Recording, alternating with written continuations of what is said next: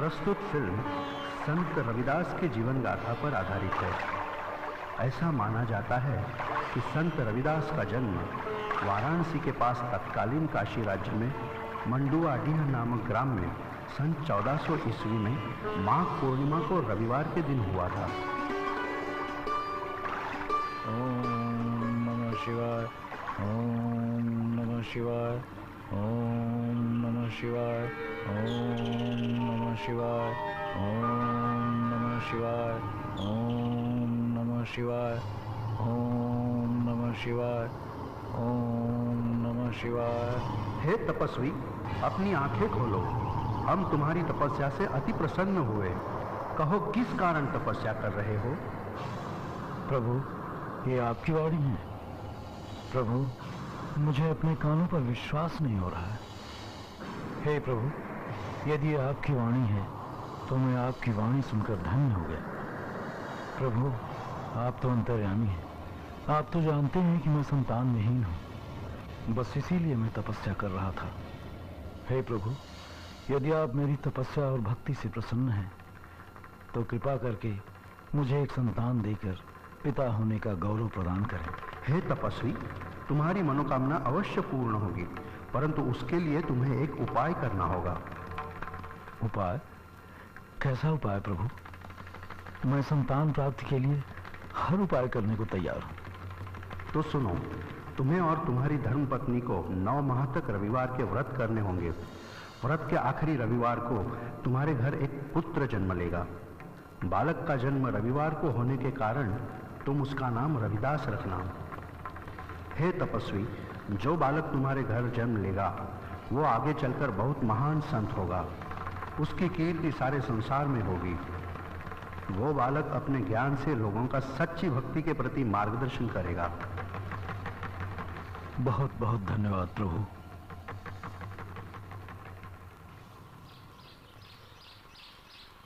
अरे भगवान, कहाँ हो तुम? जल्दी आओ इधर। आज आप बहुत प्रसन्न दिखाई दे रहे हैं। लगता है ईश्वर ने आपकी कोई मनोकामना पूर्ण कर दी। तुम बिल्कुल ठीक कहती हो भगवान। प्रभु ने हमारी मनोकामना पूर्ण होने का उपाय हमें बता दिया। प्रभु ने? हाँ हाँ भगवान, प्रभु ने। अभी अभी आकाशवाणी हुई, मुझे भी विश्वास नहीं हो रहा था। क्या उपाय बतलाया है? जरा मैं भी तो सुनूं। भगवान, हमें 9 महीने तक रविवार के दिन व्रत रखने होंगे। बस यही सरल सा उपाय है, हमारी मनोकामना पूरी हो। तो ठीक है, हम 9 माह तक हर रविवार को व्रत रखेंगे।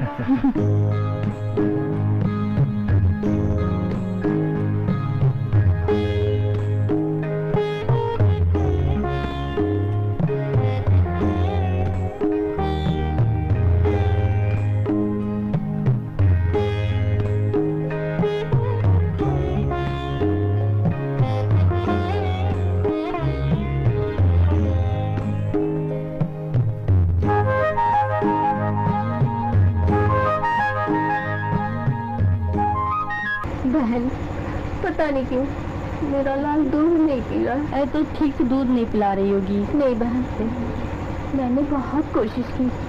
तुम ऐसा करो, इसके पिताजी को बुला लो। ठीक है, मैं व्यवस्था करती हूँ।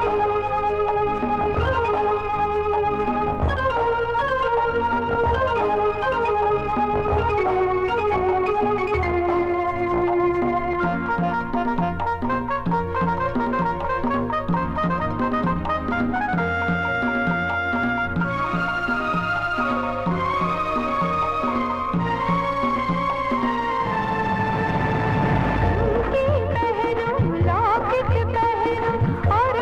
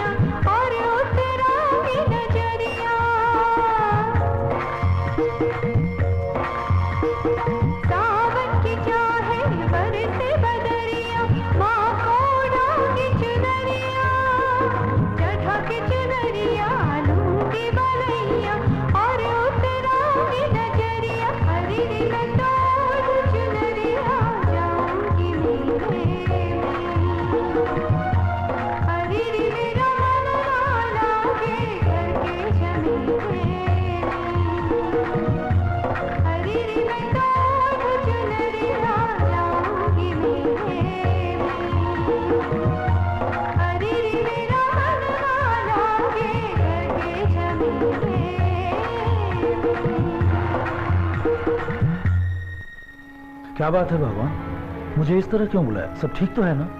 स्वामी मन नहीं कर रहा है। आप ऐसा कीजिए, जल्दी से जाके किसी वैद्यराज को बुला के लाइए। अच्छा अच्छा, तुम धैर्य से काम लो, अपने आप को और बच्चे को संभालो। मैं अभी वैद्यराज को लेकर आता हूँ। वैद्यराज जी प्रणाम। प्रणाम भाई। अरे रघु, तुम इतने घबराए हुए क्यों? सब कुशल तो है? कुछ भी कुशल से नहीं है वैद्यराज जी, इसीलिए तो आपके पास आया हूँ। क्यों, क्या हुआ? जरा बैठकर अपनी समस्या बताओ। बैठने का समय नहीं है वैद्यराज जी, जल्दी से उठिए और चलिए मेरे साथ। ठीक है भाई, चलो।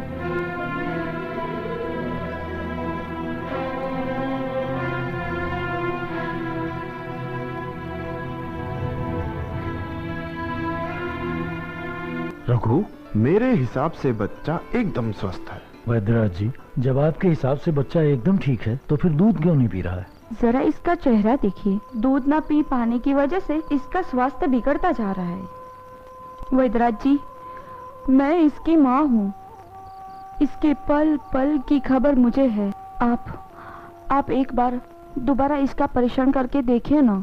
पुत्री, मैं बिल्कुल ठीक से देखने के बाद ही अपनी राय दे रहा हूँ। तुम्हारा पुत्र बिल्कुल स्वस्थ है। हाँ, ये हो सकता है इसके दुग्ध पान न करने का कारण कुछ और हो। कुछ और क्या कारण हो सकता है वैद्यराज जी? बेटा, हो सकता है इसमें कुछ प्रभु की लीला हो। प्रभु की लीला प्रभु ही जाने। अच्छा, अब मुझे आज्ञा दो, मैं चलूं। अच्छा, नमस्ते।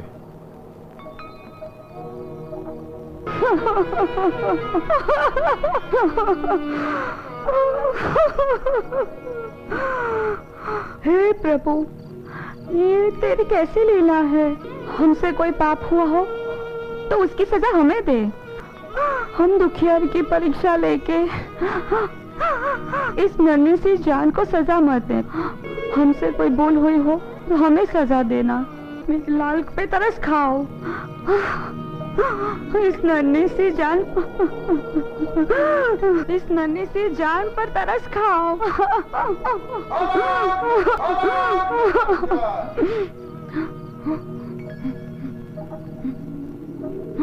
आलोक निरंजन। प्रणाम महाराज। कल्याण हो बेटा। बेटा, भिक्षा मिलेगी, भोजन करना है। क्षमा करें महाराज, मैं आपको भोजन नहीं करा सकता। क्यों बच्चा, क्या बात है? महाराज, हमारे पुत्र का स्वास्थ्य खराब होने के कारण घर में चूल्हा नहीं जला है। कोई बात नहीं बेटा, क्या मैं जान सकता हूँ कि तेरे पुत्रों को हुआ क्या है? महाराज, मैं क्या बताऊं, कुछ मालूम ही नहीं हो पा रहा है। जब से हमारे पुत्र ने जन्म लिया है, अपनी माँ का दुग्धपान नहीं कर रहा है, जिससे उसका स्वास्थ्य गिरता जा रहा है। वैद्यराज जी का कहना है कि दुग्धपान न करने का कारण प्रभु की कोई लीला है। हमारी तो समझ में नहीं आ रहा है कि हम क्या करें। धैर्य रखो, धैर्य रखो। यदि ईश्वर ने चाहा तो सब ठीक हो जाएगा। बेटा, क्या तुम मुझे एक बार अपने बालक को दिखा सकोगे? क्यों नहीं महाराज, आइए आइए महाराज, आइए। ये रहा हमारा पुत्र।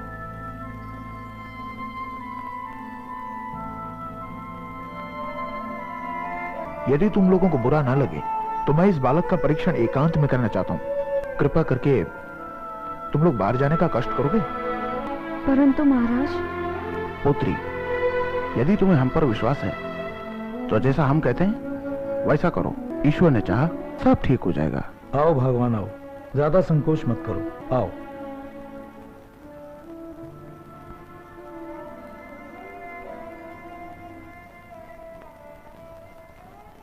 कहो मेरे प्रिय शिष्य, कैसा लग रहा है तुम्हें ये तुम्हारा नया जीवन? और हाँ, एक बात बताओ, क्यों दुग्धपान त्याग कर अपनी जीवन लीला समाप्त करना चाहते हो? गुरुदेव, आप तो सब कुछ जानते हैं। जब पूर्व जन्म में मैं एक ब्राह्मण था और आपका प्रिय शिष्य भी, तब एक दिन आपने एक शूद्र के यहाँ से भिक्षा लाने के कारण मुझे श्राप दे दिया था कि जा, तेरा अगला जन्म इसी जाति में होगा। तो गुरुदेव, आप ही मेरी दुविधा को दूर करें। जब तक मुझे इस जाति में जन्म लेने का उद्देश्य तथा उस उद्देश्य को पूरा करने के लिए आपका आशीर्वाद नहीं मिल जाता, तब तक मैं दुग्धपान नहीं करूंगा। बेटा, मेरा आशीर्वाद तो सदैव तुम्हारे साथ है। मेरा शाप तो एक बहाना था। इस जाति के उद्धार के लिए ही तुम्हारा जन्म इस जाति में हुआ है। तुम्हें अपने ज्ञान के द्वारा लोगों का प्रभु के प्रति सही भक्ति का मार्गदर्शन करना होगा। तुम उस माँ से अन्याय मत करो जिसने तुम्हें जन्म दिया है। माँ माँ होती है बेटा, उसे और मत सताओ। दुग्ध पान कर उसे उसका माँ होने का गौरव प्रदान करो बेटा। जैसी आपकी आज्ञा गुरुदेव। परंतु इस संसार में ऊंच नीच का बड़ा भेदभाव है। लोग छोटी जाति वालों से घृणा करते हैं। यहाँ मनुष्य मनुष्य के पास बैठना तो दूर, उनकी बातें सुनना भी पसंद नहीं करता। सच बड़ा दुख होता है ये सब कुछ देखकर। बेटा, इस कारण ही तुम्हारा जन्म इस छोटी जाति में हुआ है। तुम्हें अपने ज्ञान और भक्ति से लोगों की सोच बदलनी है। तुम अपने ज्ञान का प्रकाश हर तरफ फैलाओ और लोगों का सही मार्गदर्शन करो। गुरुदेव, मैं आपके आशीर्वाद को कभी व्यर्थ नहीं जाने दूंगा। जब तक इस शरीर में प्राण है तब तक मैं अपने जन्म लेने के उद्देश्य को पूरा करता रहूंगा। मैं आपको कभी निराश नहीं करूंगा। परंतु मेरी एक इच्छा है गुरुदेव। कहो पुत्र, जन कल्याण के लिए अपनी इच्छा कहो। गुरुदेव, मेरी इच्छा है कि समाज के सभी वर्गों के लोग मेरे घर भोजन ग्रहण करें। मेरा आशीर्वाद तुम्हारे साथ है पुत्र। तुम्हारी इच्छा अवश्य पूर्ण होगी।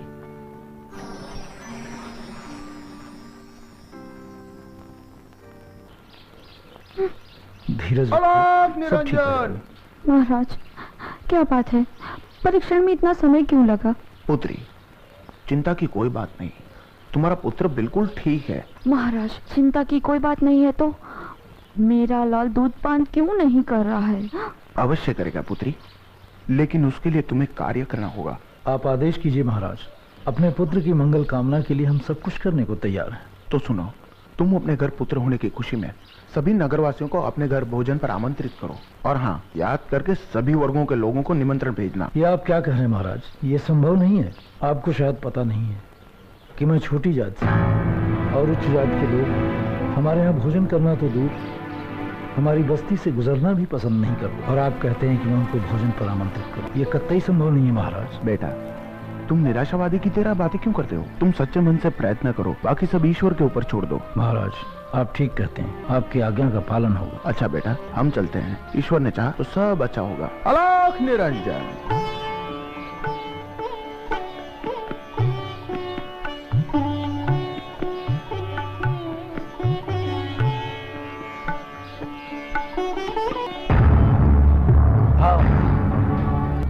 नीच, खबरदार, जो अपनी परछाई भी हम पर पड़ने दी, इसी जमीन में खोद कर गाड़ दूंगा।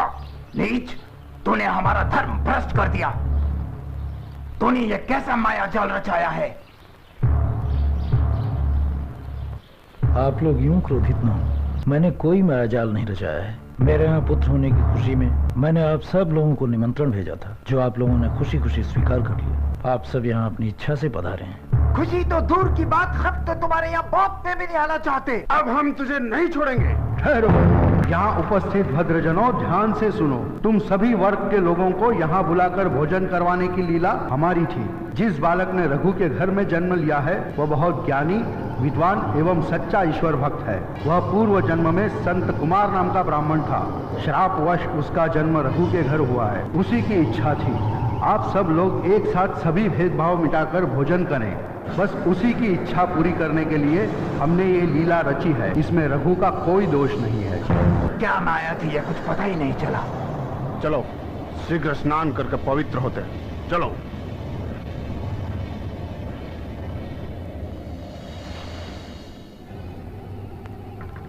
हे ईश्वर, तुम्हारा बहुत बहुत धन्यवाद।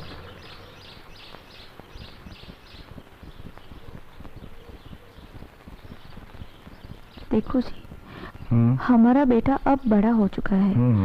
दिन रात साधु संतों की सेवा, भजन, कीर्तन में लगा रहता है। ऐसा करते हैं रविदास को गृहस्थी के बंधन में बांध देते। तुम ठीक कहती हो। एक बार रविदास के ऊपर गृहस्थी का बोझ पड़ जाएगा तो वह साधु संतों की संगत भी छोड़ देगा। ईश्वर करे ऐसा ही हो। देखिए जी, आज आप मौका देख के बात जरूर कर लीजिएगा। तुम चिंता मत करो, मैं रविदास से बात करूंगा। पिताजी प्रणाम। खुश रहो बेटा। माताजी प्रणाम। बेटा, मैं तेरी माँ जरूर हूँ, लेकिन तेरा स्थान इन चरणों में नहीं, मेरे हृदय में है। माताजी। बेटा, तू कहाँ साधु संतों के संग चला जाता है? तुम्हें देखने के लिए मेरी आंखें तरस गईं। तुम्हारे बिना ये घर सुना सुना लगता है। पिताजी, आप लोगों के बिना मुझे भी कुछ अच्छा नहीं लगता। आप लोग मेरे दिल से कभी जुदा नहीं थे। मेरा शरीर वहाँ जरूर था, लेकिन मेरा मन, मेरी आत्मा यहीं आप दोनों के चरणों में थी। पिताजी, जैसे आपको मेरे बिना ये घर सुना सुना लगता है ना, मुझे तो आप दोनों के बिना ये संसार ही सुना सुना लगता है। बस बस, अब ज्यादा भावुक ना बन। तुम्हें हमारा इतना ही ख्याल है तो हमें छोड़ के जाता ही क्यों है? चल, तेरी पसंद का भोजन बनाया है। हाँ माँ, जल्दी से भोजन करा, बहुत जोरों से भूख लगी है, और वैसे भी बहुत दिन हो गए तेरे हाथ का भोजन किए हुए। चल माँ चल।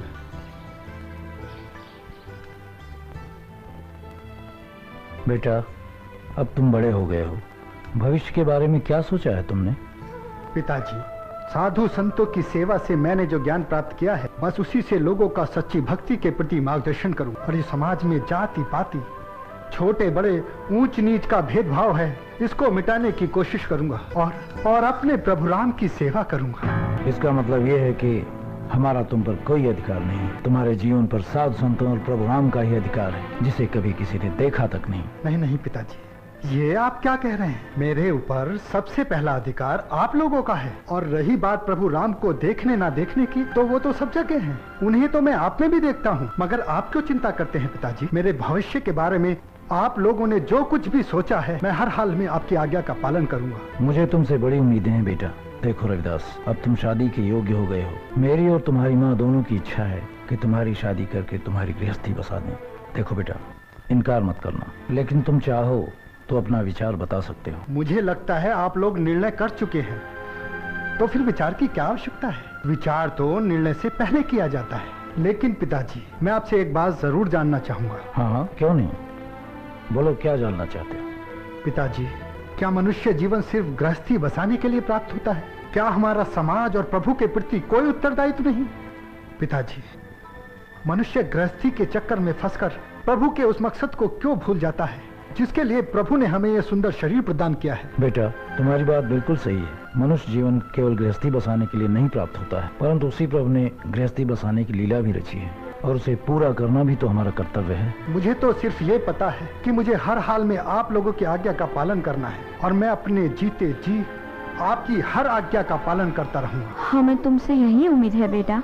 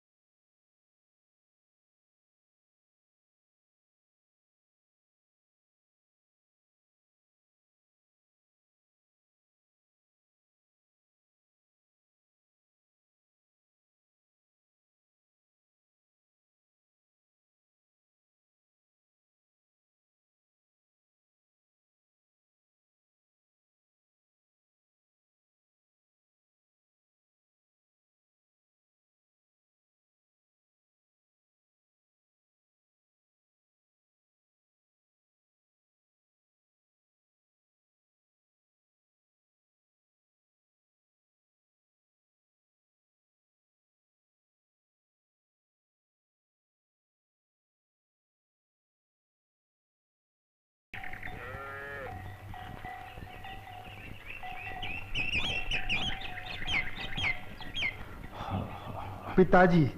कहाँ थे रात भर? जी वो पास वाले गांव में प्रभु का सत्संग चल रहा था, वहीं गया था। प्रभु की भक्ति में ऐसा मग्न हुआ, पता ही नहीं चला कब सुबह हो गई। देखो रविदास, बहुत हो गया तुम्हारा ये सत्संग। सत्संग से गृहस्थी नहीं चलती। गृहस्थी चलाने के लिए काम करना पड़ता है, पैसा कमाना पड़ता है। जब तक तुम अकेले थे तब तक तो ये सब ठीक था, लेकिन अब तुम एक नहीं दो हो गए। अपनी धर्मपत्नी का पालन पोषण करना तुम्हारा कर्तव्य है। मैं चाहता हूँ कि कम से कम हमारे काम में तुम अपना हाथ बटाओ। मैं अब और तुम्हारा पालन पोषण नहीं कर सकता। अपनी जिम्मेदारी तुम स्वयं उठाओ। ये आप क्या कह रहे हैं पिताजी? आप मेरा पालन पोषण नहीं कर सकते? पिताजी, आप अपने कर्तव्य से विमुख हो रहे हैं। ये बात तब तो ठीक थी जब आपका बेटा कोई गलत काम कर रहा होता। आपने तो मुझे झकझोर कर रख दिया है। अच्छे काम का ये फल। वैसे एक बात आपको बता दूं पिताजी, आप मेरा पालन पोषण नहीं कर रहे, बल्कि आपके रूप में प्रभु राम मेरा पालन पोषण कर रहे हैं। बंद करो अपना ये प्रवचन। तुम अगर मेरे काम में हाथ नहीं बटा सकते और साधु संतों के साथ यूं ही घूमते फिरना है तो तुम इस घर में भी नहीं रह सकते। तुम्हें हमसे अलग रहकर अपना जीवन व्यतीत करना होगा। आपको पता है आप क्या कह रहे हैं? जो भी मुंह में आ रहा है बोले चले जा रहे हैं। माँ, शायद पिताजी बिल्कुल ठीक कह रहे हैं। उन्होंने मेरे भविष्य के बारे में जो भी फैसला किया है ठीक ही किया होगा। अब मेरा फर्ज बनता है कि मैं पिताजी की आज्ञा का पालन करूं और अपनी गृहस्थी की जिम्मेदारी खुद उठाऊं। पिताजी, अगर आपकी आज्ञा हो तो मैं पीछे पड़ी खाली झोपड़ी में रह सकता हूं। ठीक है, परंतु मुझसे किसी और चीज की उम्मीद मत करना। नहीं करूंगा पिताजी। आज के बाद आपको बिल्कुल परेशान नहीं करूंगा। माँ, अच्छा माँ, अपना और पिताजी का ध्यान रखना। माँ, पिताजी का ध्यान रखना। भाग्यवान, चलो।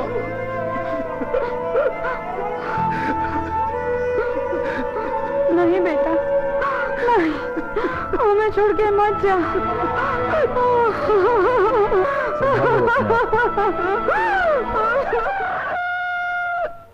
भाई रविदास जी, परेशान मत होइए। ईश्वर ने चाहा तो सब ठीक हो जाएगा।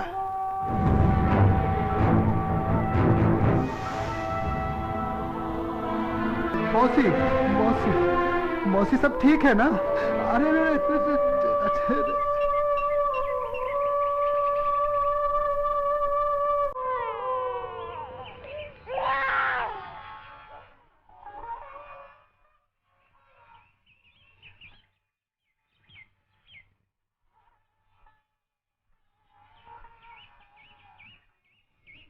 बेटा रविदास, रविदास, अरे मुबारक हो, तुम पिता बन गए हो। तुम्हारे बेटा हुआ है। अब जरा जल्दी इनाम तो लाओ। हाँ हाँ मौसी, क्यों नहीं। ये लो मौसी, ये लो मौसी, ये लो मौसी। क्या मैं अपने पुत्र को देख सकता हूँ? अरे नहीं रे, अभी नहीं। अच्छा जाकर देख ले। तुम नहीं देखोगे तो कौन देखेगा? बेटा बिल्कुल तुम्हारी तरह हुआ है। अच्छा, अब मैं चलती हूँ। कोई जरूरत हो तो मुझे बुला लेना।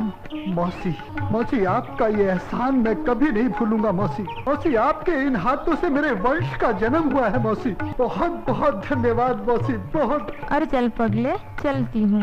अच्छा भाई रविदास जी, मैं भी चलूं? ठीक है, मिठाई खाने फिर आऊंगा। ठीक है भाई।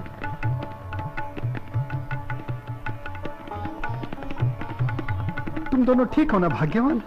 जी हाँ, बहुत बहुत बधाई हो, आप पिता बन गए। बधाई की असली हकदार तो तुम हो भाग्यवान। अगर तुम ना होती तो मुझे पिता होने का गौरव ना मिल पाता। तुम्हें भी माँ बनने की बहुत बहुत बधाई। एक बच्चे के जन्म लेने से कैसे रिश्तों का विस्तार हो जाता है। कल तक हम दोनों पति पत्नी थे, आज माँ बाप बन गए हैं। भाग्यवान, प्रभु की लीला भी अपरंपार है। बच्चा एक देता है और रिश्ते अनेक जोड़कर भेजता है। भाग्यवान, तुमने प्रभु के इस प्रसाद का कुछ नाम तो जरूर सोचा होगा। हाँ। सोचा है? बताओ ना क्या सोचा है? मैंने सोचा था कि अगर हमारे घर पुत्र पैदा होगा तो उसका नाम विजयदास रखेंगे। अति उत्तम, अति उत्तम, बड़ा ही सुंदर नाम है। तो आज से हम अपने पुत्र को विजयदास कहकर पुकारेंगे। विजयदास, विजयदास।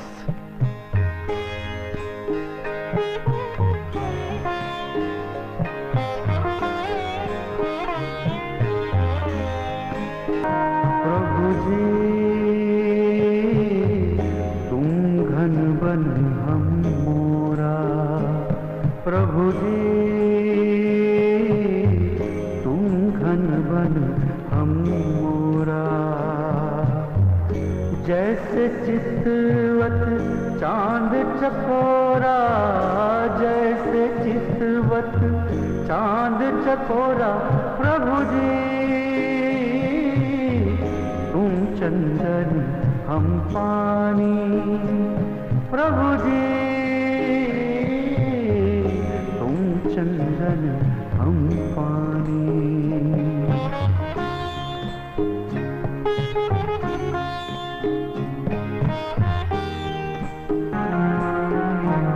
प्रभु जी तुम दीपक हम बाती प्रभु जी, तुम दीपक हम बाती। जाकी जोत बरे दिन राती, जाकी जोत बरे दिन राती प्रभु जी, तुम चंदन हम पानी प्रभु जी, तुम चंदन हम पानी।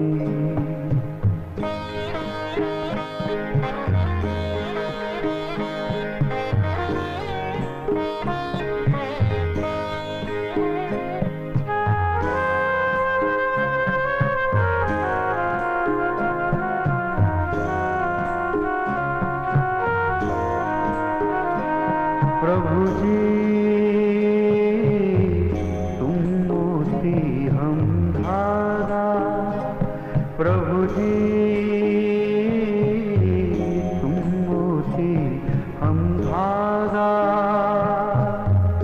जैसे सोनी मिलत सुहागा, जैसे सोनी मिलत सुहागा प्रभु जी,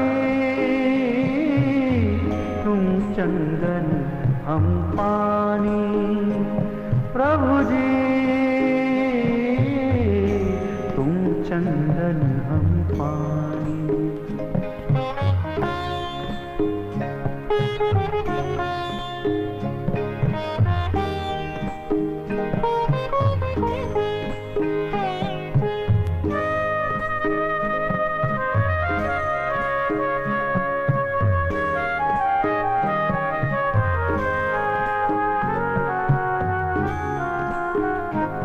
प्रभु जी तुम स्वामी हम दासा प्रभु जी, तुम स्वामी हम दासा।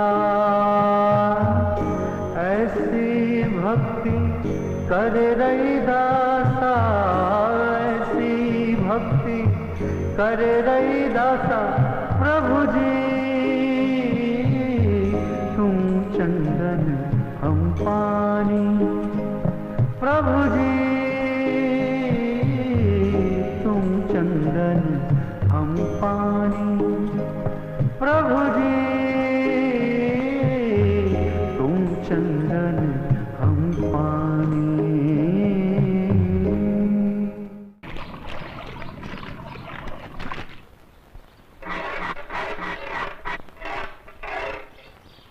ए, सुनो, हमारी जूती टूट गई है, क्या तुम इसे ठीक कर दोगे? हाँ हाँ शास्त्री जी, क्यों नहीं। अरे यही तो मेरा काम है, लाइए दे दीजिए।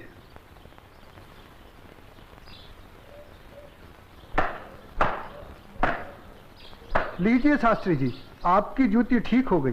कितने पैसे हुए? जो मन करे दे दीजिए। ये लो। शास्त्री जी पूरा ना मानो तो एक बात पूछूं? जो पूछना है जल्दी पूछो, हमारे पास समय नहीं है। आप लोग इतनी सुबह सुबह कहाँ जा रहे हैं? आज पूर्णिमा है, इसीलिए हम सब लोग गंगा स्नान करने जा रहे हैं। गंगा माँ के चरणों में दान पुण्य करके उनका आशीर्वाद प्राप्त करेंगे। परंतु तुम ये सब क्यों पूछ रहे हो? आप लोगों को देखकर मेरे मन में ख्याल आया था कि आप लोग जरूर किसी शुभ कार्य के लिए जा रहे हैं। अगर आप लोग मेरा भी एक काम कर दें तो आपकी बड़ी मेहरबानी होगी। करने योग्य होगा तो अवश्य करेंगे। जल्दी बताओ क्या काम है? शास्त्री जी, आज बड़ा शुभ दिन है और आज के दिन मैं भी चाहता हूँ कि कुछ दान पूर्ण करके गंगा माई का आशीर्वाद प्राप्त करूँ। शास्त्री जी, मेरी तरफ से ये दमड़ी गंगा माई को अर्पण कर दें तो आपकी बड़ी मेहरबानी होगी। ठीक है, दे देंगे। लाओ। ये क्या बात कर रहे हैं? ज्ञानी होकर अज्ञानी जैसा काम करते हैं। क्यों, क्या हुआ? राम राम, आंखें होते हुए भी अंधों जैसी बात कर रहे हैं। ये छोटी जाति से है। अगर इसकी छुई हुई दमड़ी आपने छू ली तो आप भी अपवित्र हो जाएंगे। गंगा जी में डुबकी लगाने के बाद भी पवित्र नहीं हो पाएंगे। राम राम राम राम। हाँ, तुम ठीक कह रहे हो। सुनो, तुम अपनी दमड़ी इस पत्थर पर रख दो। जैसी आपकी आज्ञा। ओम अपवित्राय पवित्राय नमः।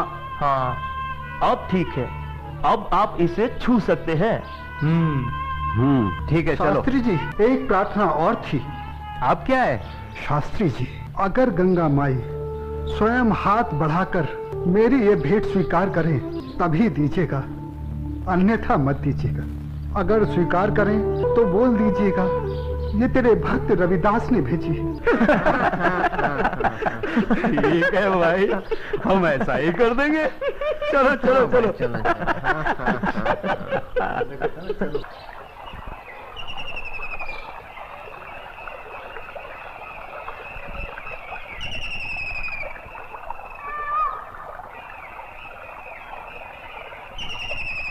जय हो गंगा मैया की। हे माँ, तू अपनी कृपा सदा हम पे बनाए रखना माँ। यदि हमसे कोई पाप हो जाए तो अपने इस पावन जल से उसे धो डालना माँ। हे माँ, तू अपनी शरण में हमें सदा रखना माँ। जय हो गंगा मैया। अरे मित्र, आप कुछ भूल रहे हैं। क्या? अरे वही शूद्र जिसे आपने अपनी जूती ठीक करवाई थी, उसकी दी हुई दमड़ी। अरे उसने कहा था कि स्वयं गंगा माता हाथों से स्वीकार करे तो देना, अन्यथा नहीं। पागल कहीं का। अरे भाई, याद आया याद आया। यही दमड़ी ना? हाँ हाँ हाँ। हे गंगा मैया, ये दमड़ी उस शुद्ध रविदास ने आपको भेंट करने के लिए दी है और ये भी कहा है यदि आप स्वयं अपने हाथों से इसे स्वीकार करें तो ही हम आपको दें। जय हो गंगा मैया। अरे गुरुजी, आप भी क्या उस शूद्र की बातों में आ गए? भला ऐसा भी कहीं हो सकता है कि स्वयं गंगा माँ अपने हाथों से उस शूद्र की भेंट स्वीकार करे? अरे जब हम लोग शूद्र की दी हुई चीज नहीं लेते तो ये गंगा मैया कैसे लेंगी? मैं एक काम करता हूँ, ये दमड़ी मैं अपने पास रख लेता हूँ। मेरा आने और जाने का खर्चा निकल जाएगा। आज दान और पुण्य में बहुत खर्चा हो गया है। ठीक है भाई, इस दमड़ी को तुम ही रख लो। अब चले? चलो भाइयों। ठहरो, इधर लाओ। मेरे भक्त रविदास की दी हुई भेंट मुझे दे दो। मैं अपने भक्त की भेंट स्वीकार करती हूँ। मैं अपने भक्त की भक्ति से बहुत प्रसन्न हूँ। लाओ, वो दमड़ी मुझे दे दो।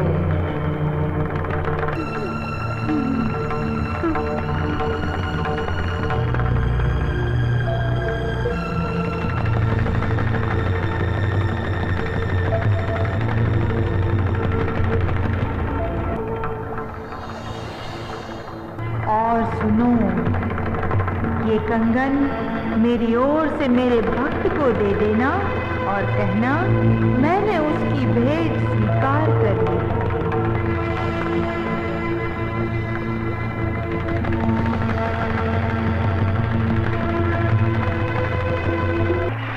चलो भाई, चलो यहाँ से जल्दी चलो। ये मुझे लगता है ये जरूर उस शूद्र का फैलाया कोई माया जाल है। चलो। गुरुजी, हमारी आंखों ने जो देखा और हमारी कानों ने जो सुना, क्या वो सच था? वो तो एकदम सच था, किंतु ये बिल्कुल सच नहीं था कि गंगा माँ ने स्वयं अपने हाथों से उस शुद्ध रविदास की भेंट स्वीकार की। और मुझे तो लगता है ये शुद्ध रविदास कोई बहुत बड़ा मायावी है। हाँ, मुझे भी यही लगता है। मैं अपनी आंखों और कानों पर अभी तक विश्वास नहीं कर पा रहा हूँ। परंतु एक बात मेरी समझ में नहीं आ रही कि इस तरह के मायावी चमत्कार दिखाकर उस शुद्ध रविदास को क्या प्राप्त हुआ? प्रसिद्धि। हाँ हाँ, प्रसिद्धि। वो यही चाहता है कि हम उसके इस माया जल को चमत्कार समझें।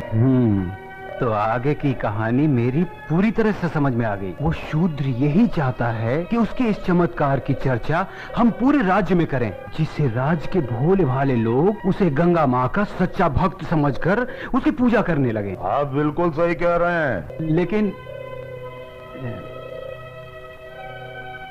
इस कंगन का क्या करें? अरे करना क्या है, दे देते हो शूद्र को। राम राम, कैसी मूर्खों जैसी बातें कर रहे हैं। ऐसा करते हैं, इस कंगन को महाराज के पास लेके चलते हैं। वो जरूर हमें इस कंगन के बदले में उचित इनाम देंगे। हाँ, यही ठीक रहेगा। तो चलो महाराज के पास चलते हैं। लेकिन उस रविदास के बच्चे से क्या कहेंगे हम? अरे हम उसके घर के सामने से ही नहीं जाएंगे। हाँ बिल्कुल ठीक है। और वो इतना अंतर्यामी तो है नहीं। अरे उससे तो पता भी नहीं चलेगा कि गंगा माँ ने उससे देने के लिए कोई कंगन दिया भी है या नहीं।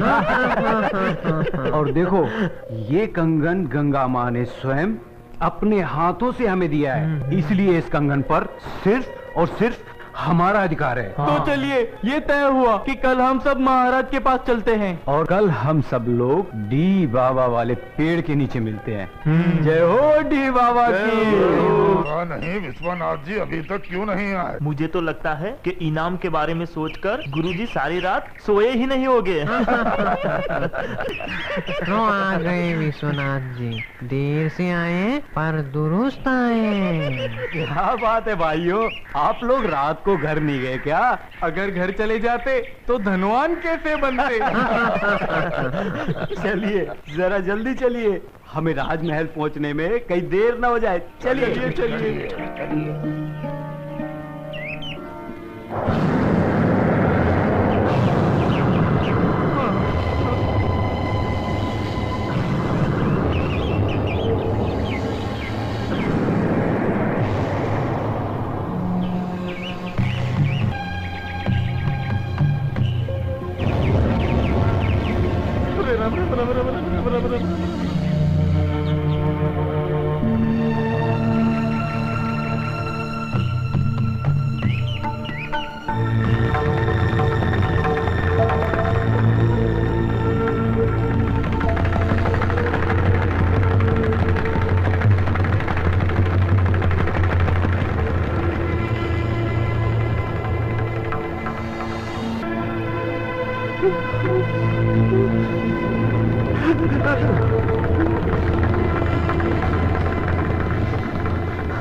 अब ये कौन सी माया है शूद्र रविदास की?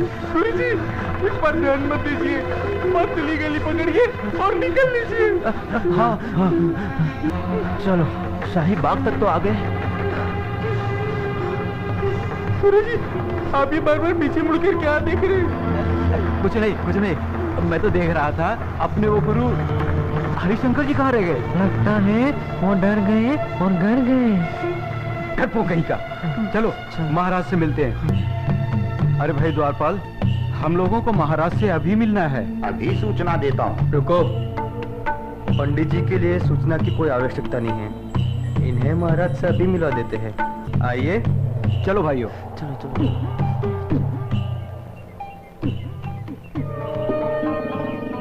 महाराज महारानी की जय हो। महाराज, पंडित विश्वनाथ जी आपसे मिलने आए हैं। ठीक है, आने दो। जो आज्ञा महाराज।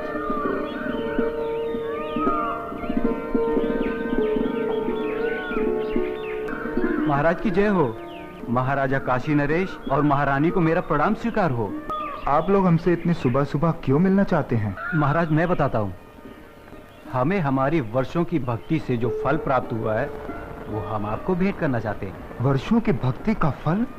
हमें तो कुछ समझ में नहीं आया। अगर भक्ति का फल आप लोगों को मिला है तो उसे आप हमें क्यों देना चाहते हैं? क्योंकि महाराज ये हमारे किसी काम का नहीं, ये तो सिर्फ महारानी जी के योग्य है। ये तो वास्तव में बहुत अद्भुत कंगन है, लेकिन ये तुम्हें कैसे प्राप्त हुआ? महाराज, ये कंगन हमारी भक्ति से प्रसन्न होकर स्वयं गंगा माँ ने भेंट स्वरूप हमें दिया है। क्या कहा? स्वयं गंगा जी ने आप लोगों को यह कंगन दिया है? सच महाराज, यह तो बड़ा अद्भुत कंगन है, इसने तो हमारा मन मोह लिया है। लेकिन इस एक कंगन का हम क्या करेंगे? इनसे कहिए इसके साथ का एक और कंगन लाकर दे। सुन लिया विश्वनाथ जी, अब आप लोग पूजा और भक्ति करके गंगा माँ से हमें इसमें का दूसरा कंगन भी ला कर दें। हम आपको मुंह मांगा इनाम देंगे।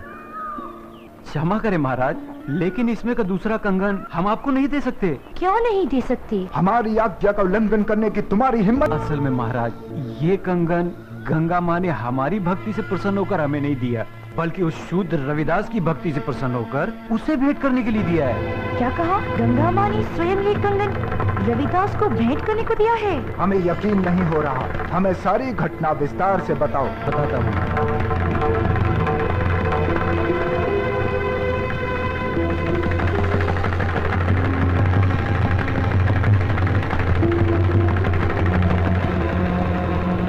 महाराज, हमने सोचा कि वो शूद्र रविदास इस सोने के कंगन का क्या करेगा, और बस इनाम पाने के चक्कर में इसे लेकर आपके पास चले आए। ये तो बहुत बड़ा चमत्कार हो गया। ऐसा तो आज तक कभी सुनने में नहीं आया। कल हम स्वयं रविदास जी से मिलने उनके घर चलेंगे और आप सबको भी हमारे साथ वहाँ चलना होगा।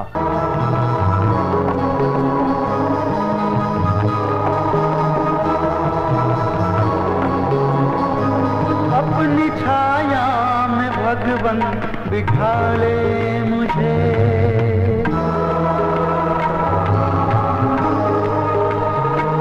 अपनी छाया में भगवन बिठा ले मुझे। मैं हूँ तेरा, तू अपना बना ले मुझे। मैं हूँ तेरा, तू अपना बना ले मुझे।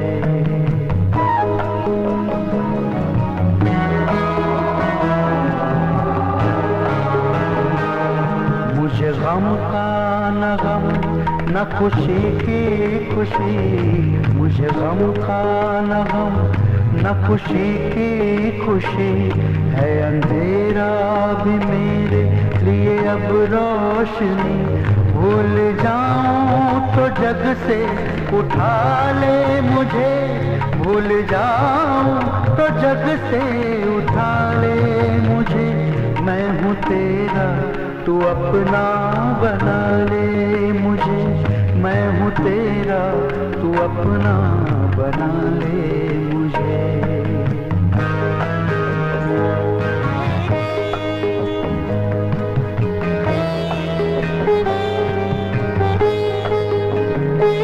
देख कर मैं किसी की खुशी ना जलूं।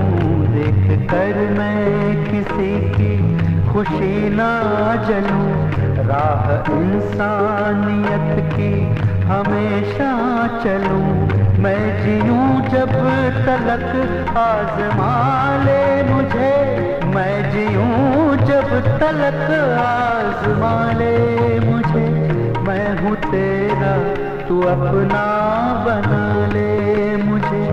मैं हूँ तेरा, तू अपना बना ले मुझे। अपनी छाया में भगवन बिठा ले मुझे। अपनी छाया में भगवन बिठा ले मुझे। मैं हूँ तेरा, तू अपना बना ले मुझे। मैं हूँ तेरा, तू अपना बना ले मुझे। मैं हूँ तेरा, तू अपना बना ले मुझे। भाई रविदास, रविदास! क्या हुआ भाई? आपके घर काशी नरेश आ रहे हैं। अच्छा अच्छा अच्छा।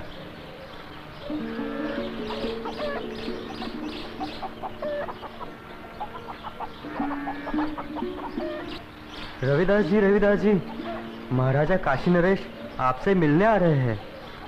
मुझसे मिलने आ रहे हैं? पर क्यों? महाराज की जय हो। महाराज, आपने आने का कष्ट क्यों किया? अगर मुझसे कुछ अपराध हुआ है तो मुझे बुलावा भेज दिया होता, मैं स्वयं हाजिर हो जाता। वाह ढोंगी वाह, बंद कर अपना भोलेपन का नाटक। महाराज, इसके भोलेपन पर मत चलिएगा, बहुत बड़ा ढोंगी और मायावी। तुम चुप रहो। हमारे सामने फिजूल की बात की तो जुबान कटवा देंगे। रविदास जी, तुमसे कोई अपराध नहीं हुआ है जो तुम्हें हमारे समक्ष उपस्थित होना पड़ता। दरअसल हम यहाँ अपने स्वार्थ और लालच के कारण आए हैं। हम तुमसे कुछ मांगना चाहते हैं। ये आप क्या कह रहे हैं महाराज?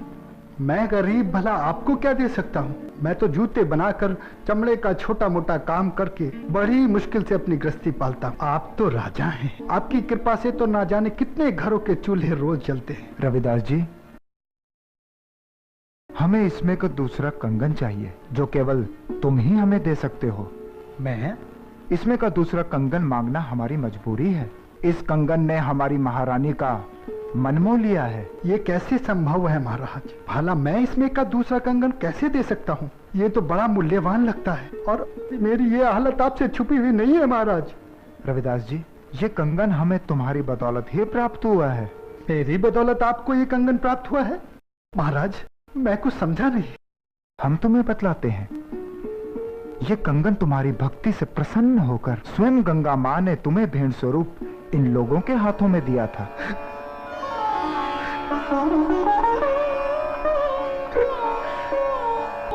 आप सच कह रहे हैं ना महाराज?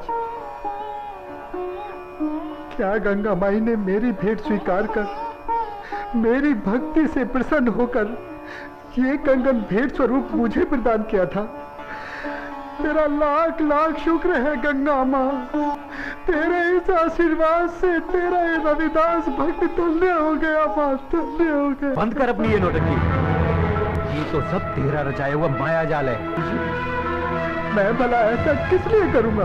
प्रसिद्धि पाने के लिए।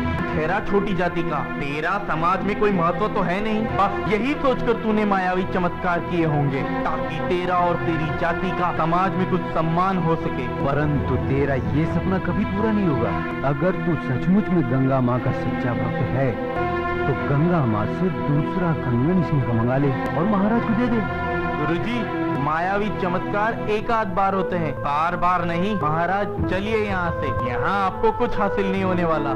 मैं चमत्कार दिखाने और देखने के पक्ष में नहीं हूँ। मैं तो सिर्फ इतना जानता हूँ कि प्रभु की भक्ति सच्चे मन और पवित्र आत्मा से की जाती है। किसी की भक्ति को नीचा दिखाकर अपने को बड़ा साबित करना ये प्रभु के भक्तों को शोभा नहीं देता। तू हमें उपदेश मत दे। तू सचमुच में ही इतना बड़ा भक्त है तो चल गंगा के तट पर और कर दे महाराज की इच्छा पूरी। शास्त्री जी, अगर आप मेरी भक्ति की परीक्षा ही लेना चाहते हैं तो उसके लिए गंगा माई के तट पर जाने की क्या आवश्यकता है? क्या मतलब? मतलब कुछ नहीं शास्त्री जी। मन चंगा तो कठौती में गंगा। शास्त्री जी, अगर मेरी भक्ति सच्ची है तो गंगा माई को मेरी इस कठौती में से प्रकट होकर मेरी भक्ति की लाज रखनी होगी। तो तुम्हारे कहने का मतलब है कि गंगा माँ स्वयं तुम्हारे इस गंदे पानी से प्रकट होंगी और तुम्हारी भक्ति की लाज रखेंगी।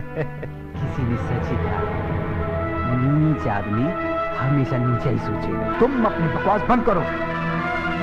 रविदास जी, हमें तुम्हारी भक्ति पर बिल्कुल भी संदेह नहीं। यदि तुम हमें दूसरा कंगन नहीं दिला सकते तब भी हमें तुमसे कोई शिकायत नहीं है। नहीं महाराज, अब बात सिर्फ कंगन की नहीं, मुझ जैसे नीच जाति के भक्त की है। अगर मैं इस तरह हार गया तो मेरी जाति में जन्म लेना बेकार हो जाएगा और ये मेरी जाति के माथे पर कलंक होगा और मैं अपनी जाति के माथे पर कलंक बर्दाश्त नहीं कर सकता। मेरी जाति, मेरा समाज मेरे नाम को धिक्कारे, ऐसा मैं कभी नहीं होने दूंगा। महाराज, मैं आपकी इच्छा पूरी करने का प्रयत्न करता हूँ। आओ भाया पहाड़ के नीचे।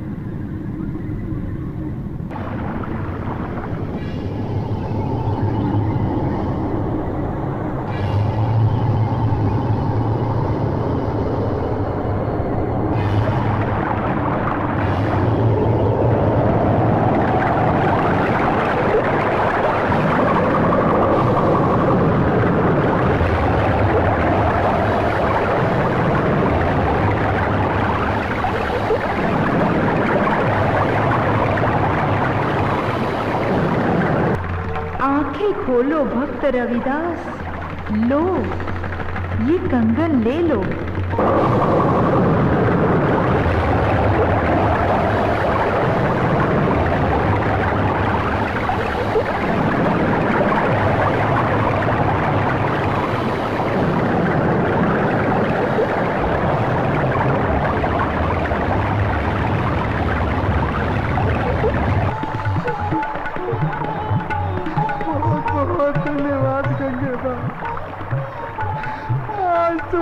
छोटी जाति को और छोटा होने से बचा लिया माँ।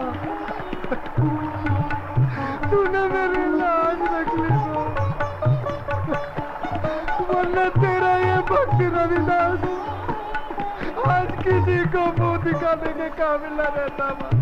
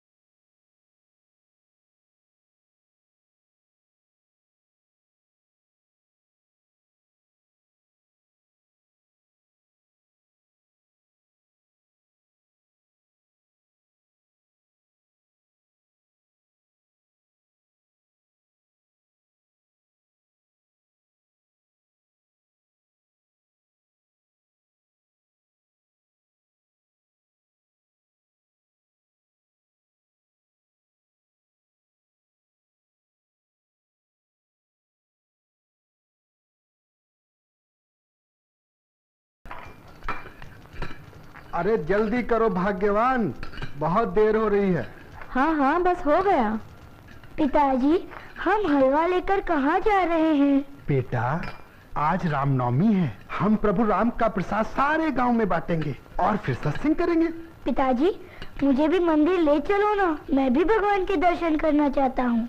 बेटा भगवान के दर्शन के लिए मंदिर में जाने की क्या आवश्यकता है?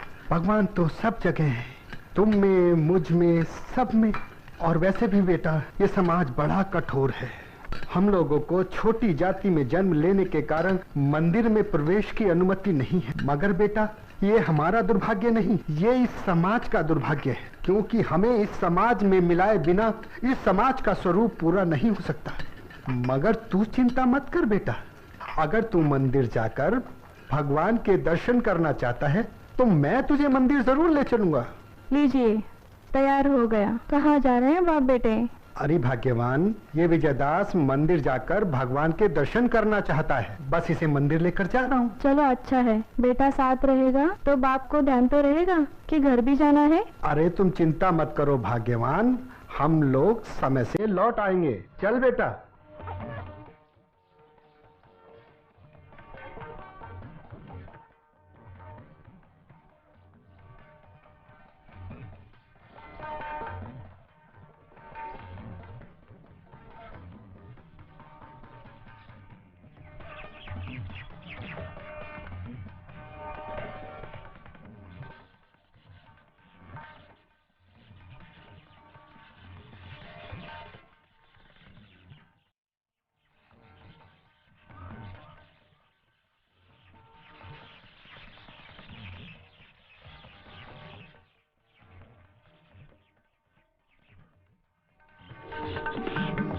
अरे सेठ जी प्रणाम। खुश रहिए। सेठ जी ये लीजिए प्रभु राम का प्रसाद। अरे तुम्हारे जैसे नीच जात का प्रसाद खाऊंगा तो मेरा धर्म भ्रष्ट हो जाएगा। अरे अरे सेठ जी ये भला आपने क्या कर दिया? प्रभु राम के प्रसाद का अनादर कर दिया। सेठ जी आपको ये भी नहीं पता कि प्रभु राम के प्रसाद का क्या महत्व है? अरे ओ राम भक्त, मैंने भगवान राम के प्रसाद का अनादर नहीं किया है, मैंने तुम्हारे घर के बने हलवे का अनादर किया है। और तेरे घर का हलवा खाकर मुझे अपने धर्म को भ्रष्ट नहीं करना है। आज खाने को रोटी नहीं, चले हैं राम का बात बांटने। ठीक प्रभु राम ही इन्हें सद्बुद्धि देंगे। इन्हें नहीं पता इन्होंने कितना बड़ा अपराध किया है। हे प्रभु इनको सद्बुद्धि दो मेरे प्रभु। चल बेटा।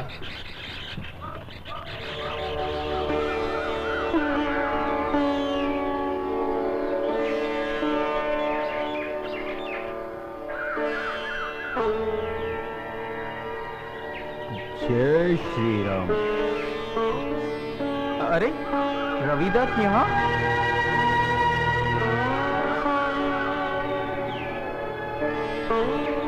अरे ये तो मंदिर की तरफ ही आ रहा है।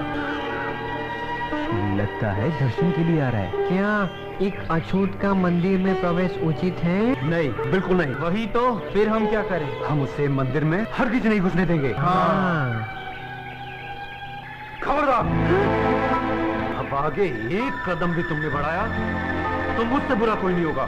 शास्त्री जी, ये भला आप क्या कह रहे हैं? शास्त्री जी, आज रामनवमी है और मेरा बेटा भी प्रभु राम के दर्शन करना चाहता है। दर्शन करने की इच्छा है तो अपने घर पे जाके दर्शन करो। ये मंदिर तुम जैसे अछूतों के लिए नहीं है, ये मंदिर हमारा है, हमारे प्रभु श्री राम का। और फिर तुम्हारी हिम्मत कैसे हुई हमारे मंदिर में प्रवेश करने की? यहाँ पे आके सारा मंदिर गंदा कर दिया। शास्त्री जी, मेरे आने से मंदिर अपवित्र नहीं हुआ है, बल्कि अपवित्र हुआ है आपकी छोटी सोच के कारण। और वैसे भी कौन कहता है कि हम लोगों को मंदिर में आकर प्रभु के दर्शन करने का अधिकार नहीं है? शास्त्री जी, प्रभु किसी एक जाति या धर्म के नहीं, प्रभु तो सबके हैं। और फिर आप अहंकार में आकर सच्चाई स्वीकार नहीं कर रहे हैं। जिस परम पिता परमेश्वर की आप संतान हैं, उसी की हम भी हैं। और रही बात दर्शन करने की, तो शास्त्री जी सुन लीजिए, दर्शन तो मैं करके ही जाऊंगा। दर्शन करने से मुझे कोई नहीं रोक सकता। चल बेटा, चल बेटा, चल। तेरी ये हिम्मत कि तू अपनी बराबरी हम लोगों से कर रहा है। देख क्या रहे हो साथियों, मार के धक्के निकालो इसे यहाँ से। पिताजी, पिताजी, पिताजी, पिताजी, पिताजी, चलो यहाँ से। पिताजी, मुझे भगवान के दर्शन नहीं करने। पिताजी, पिताजी, आप यहाँ से चलो। तू रो मत बेटा, प्रभु राम के दर्शन तो हम करके ही जाएंगे। चल बेटा, चल चल, आ बेटा, चल। रुक जा नीच, वरना मुझसे बुरा कोई नहीं होगा। देखते क्या हो साथियों, इसे उठाओ और मंदिर से बाहर फेंक दो।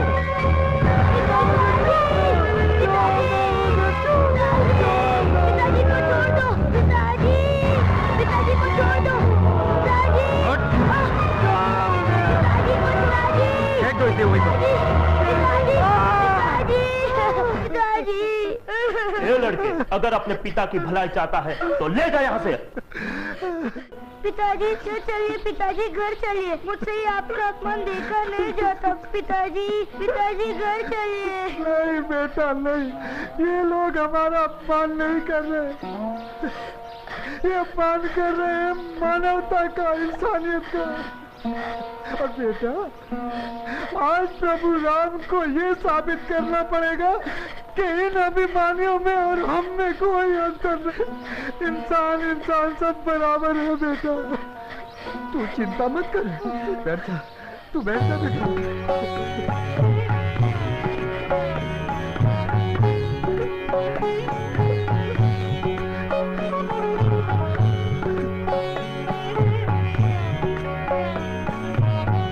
मैंने कौन सा जुल्म गुजारा,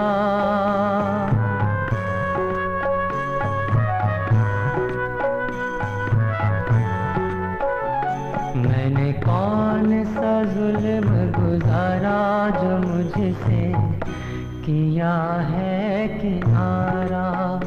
मैंने कौन सा जुल्म गुजारा जो मुझसे किया है किनारा।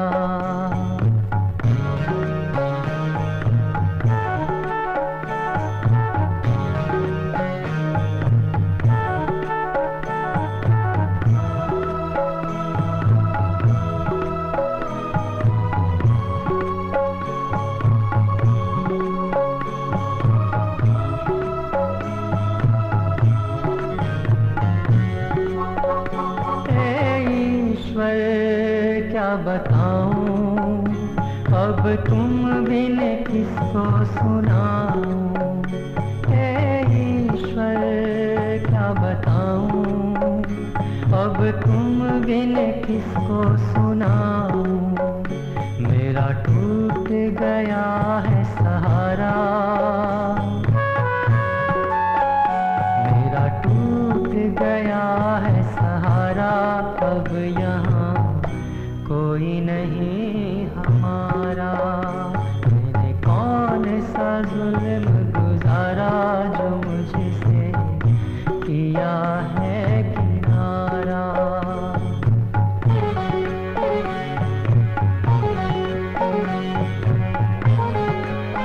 ओ दुनिया के रखवाले, सुन दर्द भरे मेरे नाले।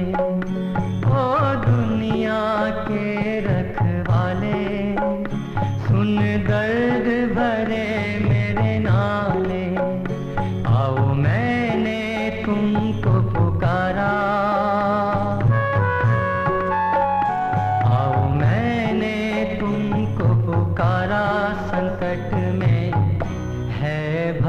वक्त तुम्हारा, मैंने कौन सा जुल्म गुजारा जो मुझसे किया है किनारा।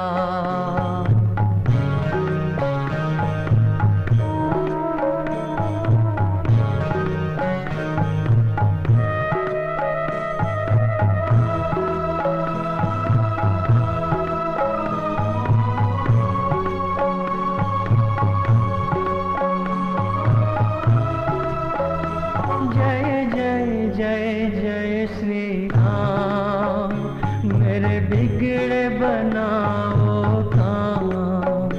जय जय जय जय श्री राम, मेरे बिगड़े बनाओ काम। मेरा डूब चला है सितारा, मेरा डूब चला है सितारा। प्राण को देगा संत तुम्हारा, मैंने कौन सा जुल्म गुजारा जो मुझसे किया है किनारा। मैंने कौन सा जुल्म गुजारा जो मुझसे किया है किनारा।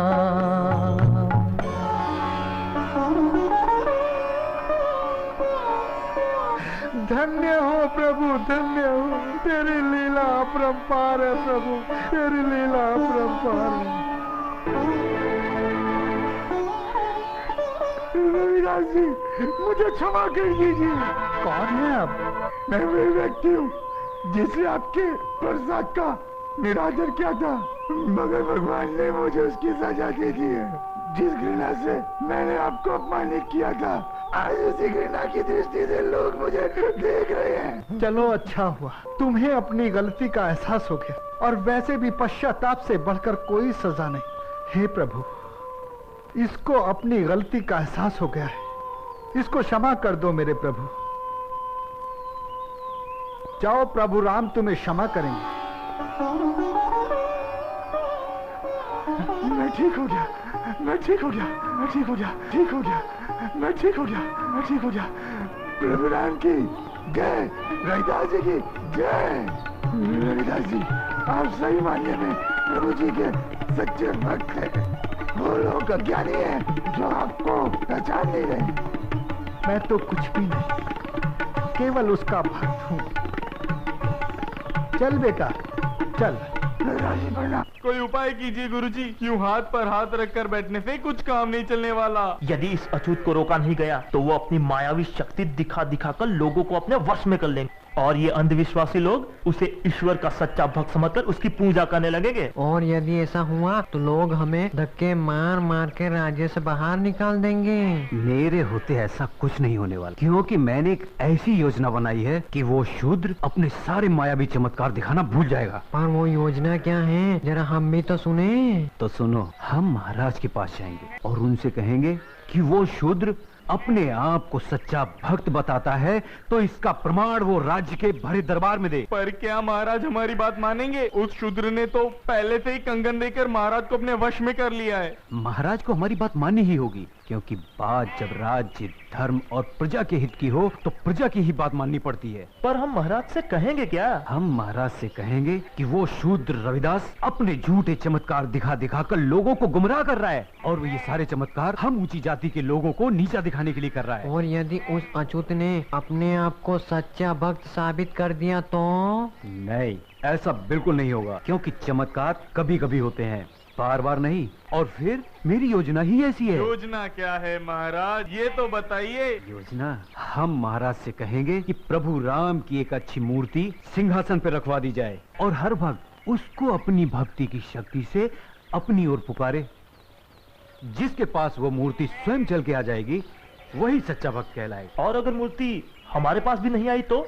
असंभव, ऐसा नहीं होगा, क्योंकि हम लोगों में से तो एक से एक बढ़कर विद्वान है। किसी ना किसी के पास तो वो मूर्ति अवश्य आएगी, क्योंकि हमारे मंत्रों में इतनी शक्ति है कि हम पूरे ब्रह्मांड को अपनी ओर खींच सकते हैं। तो फिर वह मूर्ति क्या है? और दूसरी बात कि हम सब इतने सारे एक साथ हैं, लेकिन वो शूद्र अकेला है। क्या योजना है? अलख निरंजन। भाइयों, क्या आप मुझे रविदास जी के घर का पता बता सकते हैं? अबे ओ साधु के बच्चे, क्या हम तुझे शक्ल से शूद्र लगते हैं जो तू हमसे उस शूद्र का पता पूछ रहा है? बच्चा, क्रोधित क्यों होते हो? मैं इस गांव के बारे में अनजान हूँ ना है। रविदास जी इसी गांव में रहते हैं। वो अछूत गांव में नहीं, गांव के बाहर अछूतों की बस्ती में रहता है। वहाँ चले जाओ, किसी से भी पूछो, सब उसके घर का पता जानते हैं। उन सब का तो वो भगवान है, रविदास का बच्चा। हाँ, बहुत बहुत धन्यवाद बच्चा। अलख निरंजन। क्या सोच रहे हैं गुरुजी? मैं सोच रहा हूँ कि ये अजनबी साधु आखिर उस शूद्र से क्यों मिलना चाहता है। जरूर कोई खास बात होगी। शंकर दयाल, तुम उस साधु के पीछे पीछे जाओ और छुपकर सारी बातें पता करो कि वो आखिर उस रविदास से क्यों मिलना चाहता है। बाद में हम तुम्हें नदी के किनारे मिलते हैं। अलख निरंजन। रविदास जी, ओ रविदास जी। कौन है भाई? आया, अभी आया। प्रणाम महाराज। महाराज, आप कौन हैं और मेरा नाम कैसे जानते हैं? रविदास जी, प्रभु के सच्चे भक्तों को पहचान की कोई आवश्यकता नहीं होती और आपकी भक्ति की चर्चा तो पूरे राज्य में है। मैं आपकी इतनी चर्चा सुनकर ही आपसे मिलने चला आया। ये तो आपका बड़प्पन है। आइए विराजिए। अलख निरंजन। प्रणाम महाराज। लीजिए महाराज जी, पहले कुछ जलपान ग्रहण कीजिए। अरे अरे भाग्यवान, तुम ये क्या कर रही हो? भला महाराज हमारे घर का जलपान कैसे ग्रहण कर सकते हैं? क्यों नहीं कर सकता? महाराज, शायद आपको पता नहीं, हम लोग बहुत छोटी जाति से हैं। ये तुम कैसी बातें कर रहे हो रविदास जी? इतने बड़े ज्ञानी होकर अज्ञानी की तरह बातें कर रहे हो। छोटी जाति में जन्म लेने वाला मनुष्य क्या मनुष्य नहीं होता? महाराज, आप बिल्कुल ठीक कर रहे हैं, लेकिन इस समाज में मनुष्य की पहचान उसके गुणों से नहीं, उसकी जाति से होती है, उसके कर्म से होती। समाज की इस व्यवस्था को बदलना पड़ेगा और एक ना एक दिन वो वक्त आएगा, जरूर आएगा। वाह वाह रविदास जी, वाह। जैसा सुना था वैसा ही पाया। बस तुम्हारे दर्शन करना चाहता था। वैसे तुम्हारी हालत देखकर मैं तुमसे कुछ निवेदन करना चाहता हूँ। हाँ हाँ महाराज, बोलिए। रविदास जी, मेरे पास एक पारस पत्थर है। ये एक ऐसा अनमोल पत्थर होता है जिसे यदि किसी लोहे की चीज से छुला दो वो सोना बन जाती है। देखो, मैं तुम्हें इसका चमत्कार दिखलाता और मैं चाहता हूँ तुम इसे अपने पास रख लो और इसका उपयोग करो। वैसे भी तो मैं तीर्थ यात्रा पे जा रहा हूँ। मैं इसे लेकर कहाँ कहाँ घूमूंगा। मैं इसका ध्यान नहीं रख पाऊंगा, क्योंकि अगर मैं इसका ध्यान रखूंगा तो मैं प्रभु का ध्यान नहीं कर सकूंगा। तुम कृपा करके मेरा ये बोझ कम कर दो और इसे अपने पास रख लो और अपनी दरिद्रता दूर करने में इसका उपयोग करो। ठीक है महाराज, अगर जरूरत पड़ी तो कर लूंगा। आप ऐसा कीजिए, अपनी इस अमानत को यहीं कहीं छप्पर में रख दीजिए और हाँ, याद रखिएगा कहाँ रख कर जा रहे हैं। यात्रा से वापस आकर वहीं से उठा लीजिएगा। रविदास जी, जी, मैंने उसे खुरपे के पास रख दिया। ठीक है। अच्छा, तो अब मैं चलता हूँ। अच्छा महाराज, प्रणाम। ईश्वर आपकी यात्रा सफल करे। कल्याण हो। ईश्वर तुम्हारी सहायता करे। अलख निरंजन, अलख निरंजन। गुरुजी, गुरुजी, आप लोग अभी तक यहीं हो? अरे क्या बात है, और इस तरह से गला फाड़ फाड़ के क्यों चिल्लाए जा रहे हो? अरे बात ही चिल्लाने वाली है। अगर आप सब सुनेंगे तो खुशी से उछल पड़ेंगे। अब ऐसी क्या खबर लेके आए हैं आप? बताएंगे भी या सिर्फ यूं ही पहेलियां बुझाते रहेंगे? ये समझिए कि हम सब की दरिद्रता दूर हो गई और हम सब के पास भी राजकोष से अधिक धन होगा। लगता है ये पागल हो गए हैं। जरूर उस रविदास ने इन पर कुछ जादू कर दिया है। वो अछूत मुझ पे क्या जादू करेगा? हाँ, एक बात है कि उस अछूत की वजह से हम धनवान बन जाएंगे। धनवान कैसे गुरु?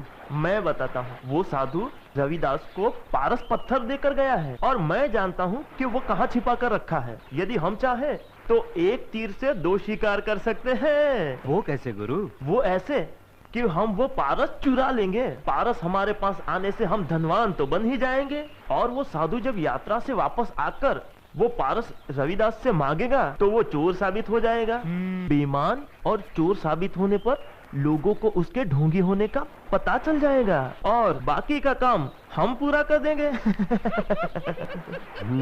तो अब आया है ऊंट पहाड़ के नीचे। और सुनो, आज रात को पारस पत्थर हम लोग अपने कब्जे में कर लेते हैं। हाँ हाँ हाँ।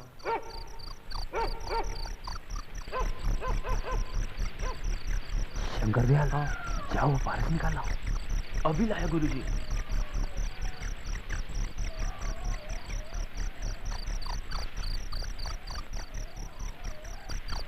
ये रही हमारी भाग्य की पोटली। जरा देखे तो सही, पारस होता कैसा है? क्यों नहीं, क्यों नहीं? खोलो खोलो इसे।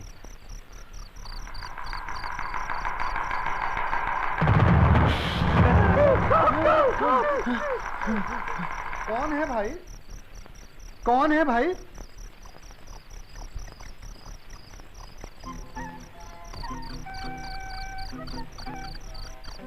अच्छा, तो पारस जी आप चलते भी हैं।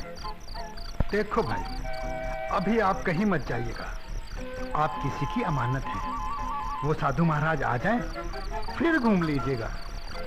ऐसा करते हैं भाई, मैं आपको उसी स्थान पर रख देता हूं।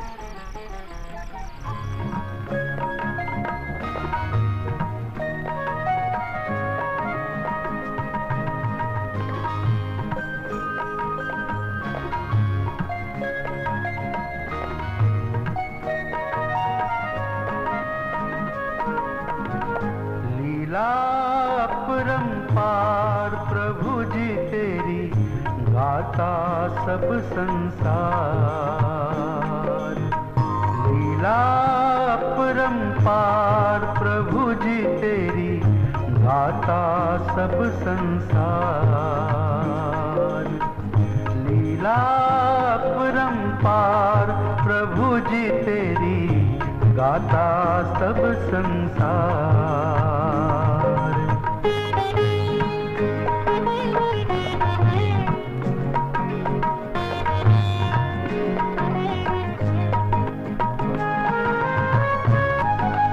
माया के भंडार तुम ही हो, जग के सर्जनहार तुम ही हो।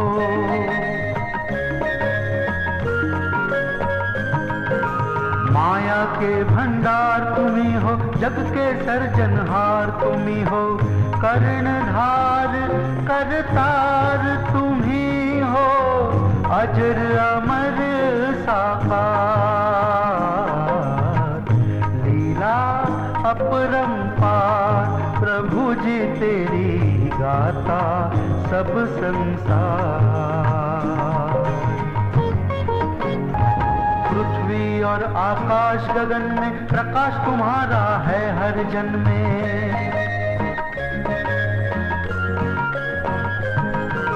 पृथ्वी और आकाश गगन में प्रकाश तुम्हारा है हर जन में। नमस्कार प्रभु तेरे चरण में करता बारंबार। लीला अपरंपार प्रभु जी तेरी गाता सब संसार।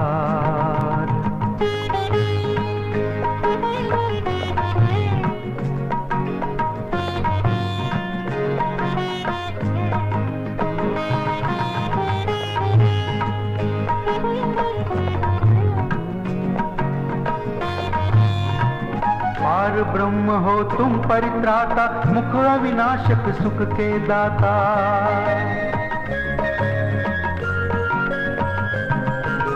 पार ब्रह्म हो तुम परित्राता, मुख अविनाशक सुख के दाता।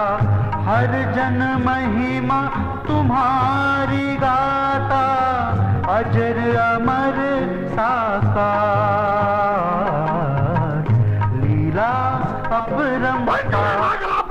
रविदास, पूजा पाठ भजन कीर्तन के उपदेश देकर तू क्या साबित करना चाहता है? तेरे ढोंग, काशी तक तो ठीक था, प्रयाग में नहीं चलेगा। और सुन, तू जिस जाति में पैदा हुआ है वही काम कर। ये पूजा पाठ भक्ति का काम हमारे ब्राह्मणों का है और हम ही करेंगे, क्यों भाइयों? हाँ। कौन कहता है भक्ति और पूजा पाठ का अधिकार सिर्फ आप लोगों को है? ईश्वर पर सबका बराबर अधिकार है। और फिर आप किस मुंह से मुझे ईश्वर की भक्ति करने से मना कर रहे हैं? माना मैं अछूत हूँ, लेकिन शास्त्री जी, कौन से शास्त्र में लिखा है कि हम अछूतों को प्रभु का नाम लेने का अधिकार नहीं है?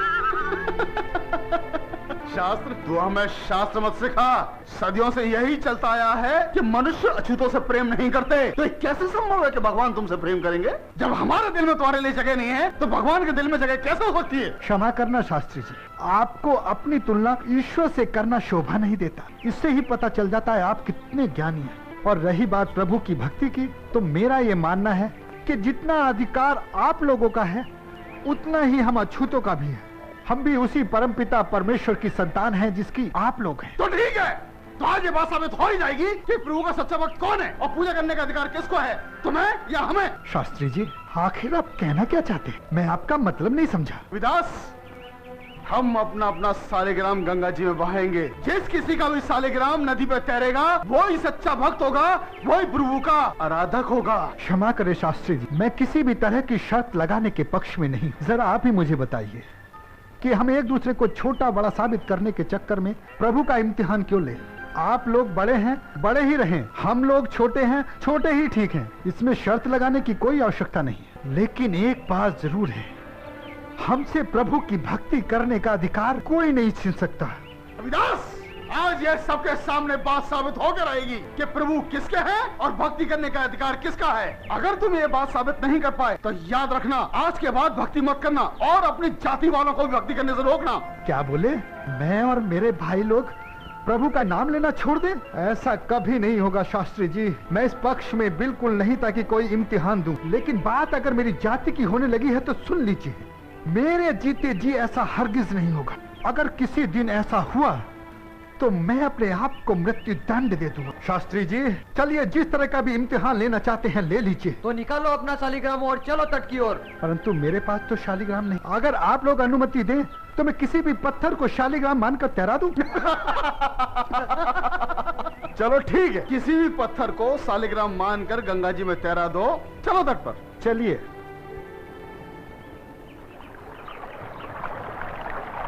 कराइए अपना शालिग्राम। पहले आप।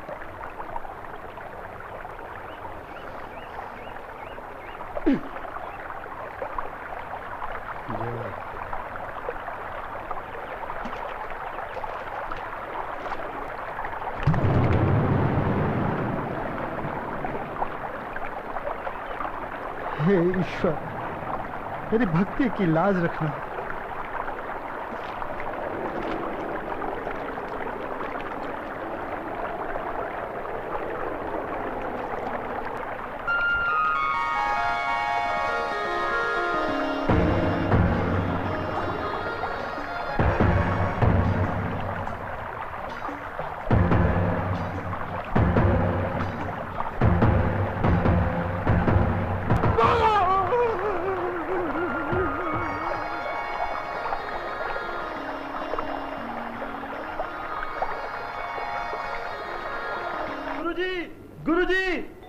लगता है ये मनुष्य फिर कोई बुरी खबर लेके आया है। गुरुजी, समझो कि आपका दाना पानी खत्म और साथ में हमारा भी। क्या बक रहे हैं आप? ये मैं बक नहीं रहा हूँ, जो कुछ सुन के आया हूँ, अगर आप सुनेंगे तो आपके भी होश उड़ जाएंगे। क्या खबर सुन के आए हैं? कुछ बताएंगे भी? वो शूद्र रविदास इस नगर के लोगों का ही नहीं बल्कि आसपास के नगरों में भी चमत्कार दिखाकर लोग उसकी जय जयकार कर रहे हैं। वो भला कैसे? शूद्र रविदास ने प्रयाग में अपने मायावी चमत्कार दिखाकर लोगों को अपना प्रशंसक बना लिया है। पहले तो उसकी जाति के लोग ही उसके साथ जुड़े थे, मगर अब तो अन्य जाति के लोग भी उसके साथ जुड़ गए हैं। लोग उसे ईश्वर का सच्चा भक्त समझने लगे हैं और ये हमारे भविष्य के लिए अच्छी बात नहीं है। ये तो वाकई में सोचने वाली बात है। अरे इसमें इतना सोचने वाली क्या बात है? अब समय आ गया है कि हम अपने राम बाण का इस्तेमाल करें।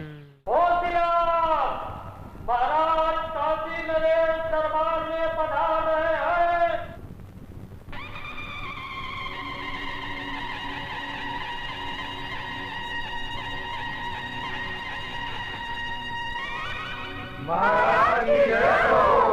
महाराज की जय हो। कहो द्वारपाल, क्या बात है? महाराज, विश्वनाथ जी और उनके कुछ साथी आपसे मिलना चाहते हैं। ठीक है, उन्हें आने दो। जो आज्ञा महाराज।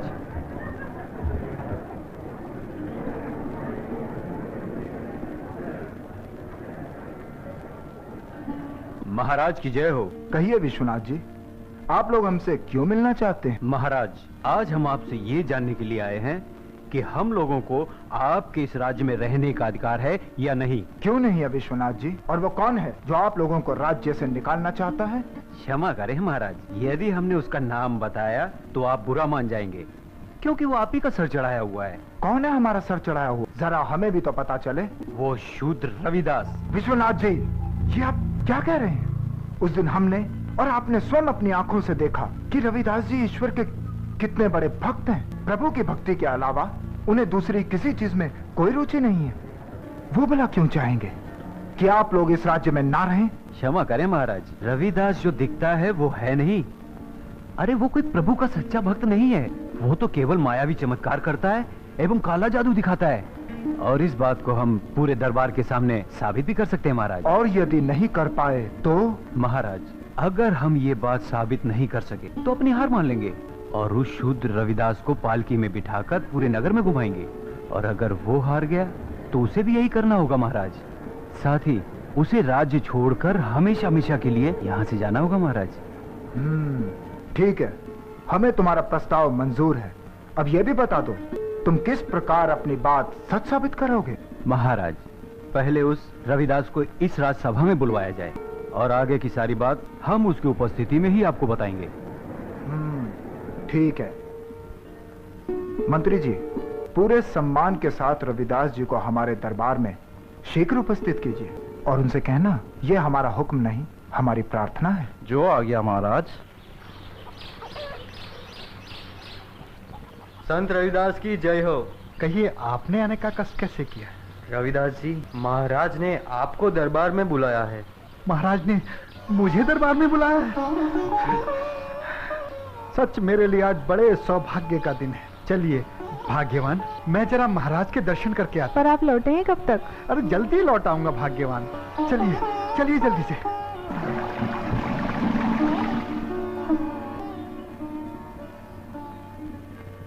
महाराज की जय हो। दरबार में उपस्थित सभी महानुभावों को मेरा प्रणाम। महाराज, आज आपने दरबार में बुलाकर मुझे जो सम्मान प्रदान किया है उसके लिए मैं हमेशा हमेशा आपका ऋणी रहूंगा। रविदास जी, हम क्षमा चाहते हैं जो आपको यहाँ इस तरह बुलवाना पड़ा। आपके यहाँ दर्शन करके हम धन्य हो गए। महाराज, मुझे इतना सम्मान मत दीजिए, मैं इसके लायक नहीं हूँ। मैं तो इस राजमहल की धूल के बराबर भी नहीं हूँ। बताइए महाराज, मेरे लिए क्या आदेश है? हम आपको कैसे बतलाएं रविदास जी कि हमने आपको यहाँ क्यों बुलवाया है। दरअसल हम बड़ी दुविधा में फंस गए हैं। महाराज, आपकी दुविधा मैं दूर किए देता हूँ। रविदास, तुम्हें महाराज ने अपनी मर्जी से यहाँ नहीं बुलाया, बल्कि हमारे कहने पर तुम्हें यहाँ बुलाया गया है। परंतु मुझे इस तरह बुलवाने का कारण ये है रविदास कि आज तुम्हें इस भरे दरबार में सबके सामने अपनी सच्ची भक्ति का प्रमाण देना होगा। ये आप क्या कह रहे हैं शास्त्री जी? भला कोई प्रभु की सच्ची भक्ति का इम्तिहान कैसे दे सकता है? प्रभु की सच्ची भक्ति तो सच्चे मन और पवित्र आत्मा से की जाती है। तो आप ही बताइए, कोई अपने सच्चे मन और पवित्र आत्मा को कैसे दिखा सकता है? और अगर मैं दिखा भी दूं तो इस समय आपको नहीं दिखाई दे, क्योंकि आपकी आंखों पर अभी अभिमान का पर्दा पड़ा हुआ है। क्यों अपनी मायावी चमत्कार दिखा सकते हो, अपनी भक्ति नहीं दिखा सकते? रविदास जी, जैसा कि तुमने अभी कहा कि प्रभु की भक्ति सच्चे मन और पवित्र आत्मा से होती है, तो ठीक है, अगर तुम सच्चे भक्त हो तो प्रमाण देने में हर्जी क्या है? और अगर तुम प्रमाण नहीं दे सकते तो हम सबको पालकी में बिठाकर पूरे नगर में घुमाना होगा, और साथ ही साथ ये नगर, ये राज्य छोड़कर यहाँ से हमेशा हमेशा के लिए जाना होगा। शास्त्री जी, क्या बोले? मैं ये राज्य छोड़कर चला जाऊं? शास्त्री जी, हार मानकर तो मैं राज्य तो क्या, ये दरबार छोड़कर भी नहीं जाऊंगा, क्योंकि अगर ऐसा हुआ तो ये मेरे प्रभु की सच्ची भक्ति की हार होगी और मैं अपने जीते जी ऐसा हरगिज नहीं होने दूंगा। शास्त्री जी बताइए बताइए किस तरह मेरी भक्ति का मुझे प्रमाण देना होगा। महाराज, आपसे एक निवेदन है कि प्रभु राम की एक सुंदर सी मूर्ति यहाँ किसी ऊंचे स्थान पर रखवा दी जाए और हम दोनों अपनी भक्ति की शक्ति से उसे अपनी ओर पुकारेंगे और जिसके पास भी वो मूर्ति चल के आ जाएगी वही कहलाएगा प्रभु राम का सच्चा भक्त। कहो रविदास, तुम्हें मंजूर है? जैसी आप लोगों की इच्छा। प्रभु राम ने शबरी के जूठे बेर खाकर ये साबित कर दिया था कि वो सिर्फ प्रेम के भूखे हैं और हम सब उनके लिए समान हैं। और आज अगर मुझे दशरथ पुत्र श्री राम को अपनाने का मौका मिल रहा है तो मैं इस मौके को व्यर्थ नहीं जाने दूंगा। शास्त्री जी, आप हर तरह से मुझसे बड़े हैं, सो पहला हक आपका बनता है, पहला प्रयत्न आप लोग कीजिए। विश्वनाथ जी, ये तो सही कह रहा है, हम हर तरह से इससे बड़े हैं, इसलिए पहला हक तो हमारा ही बनता है। ठीक है विश्वनाथ जी, पहले आप कोशिश कीजिए। मंत्री जी, श्री राम जी की मूर्ति की व्यवस्था की जाए।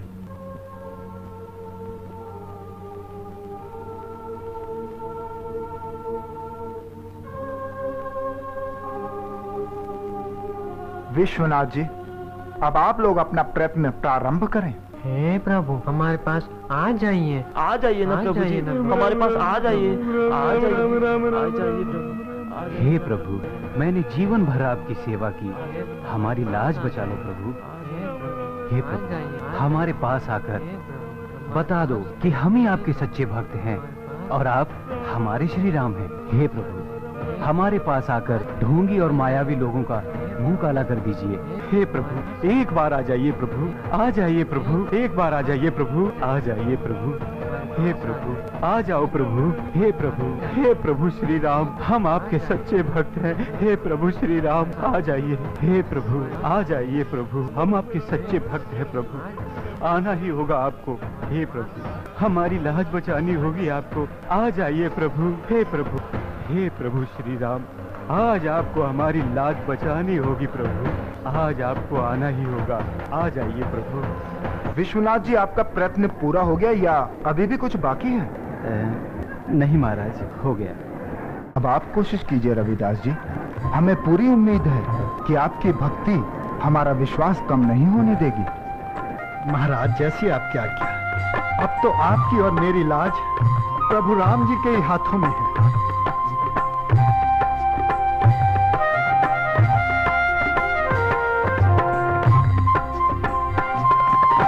चक्रभुजी भगवान मोरी, लाज है हाथ तिहारे, लाज है हाथ तिहारे। चक्रभुजी भगवान मोरी, लाज है हाथ तिहारे, लाज है हाथ तिहारे।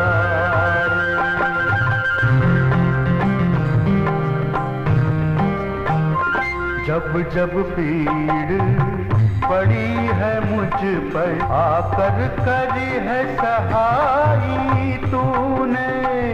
जब जब पीड़ पड़ी है मुझ पर, आकर करी है सहाई तूने।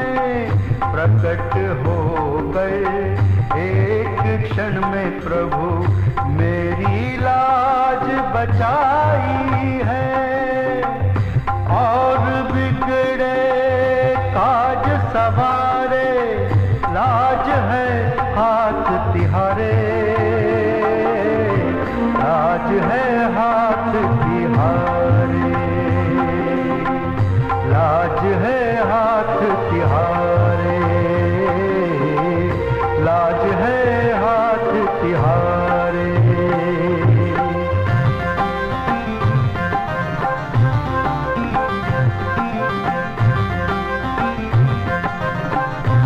जल्दी से आओ, मत देर लगाओ, प्रकट मूर्ति में हो जाओ। जल्दी से आओ, मत देर लगाओ, प्रकट मूर्ति में हो जाओ। अखियां प्यासी तेरे दर्शन की, मेरी लाज बचाओ, लाज है हाथ तिहारे। चक्रभुजी भगवान मोरी, लाज है हाथ तिहारे, लाज है हाथ तिहारे।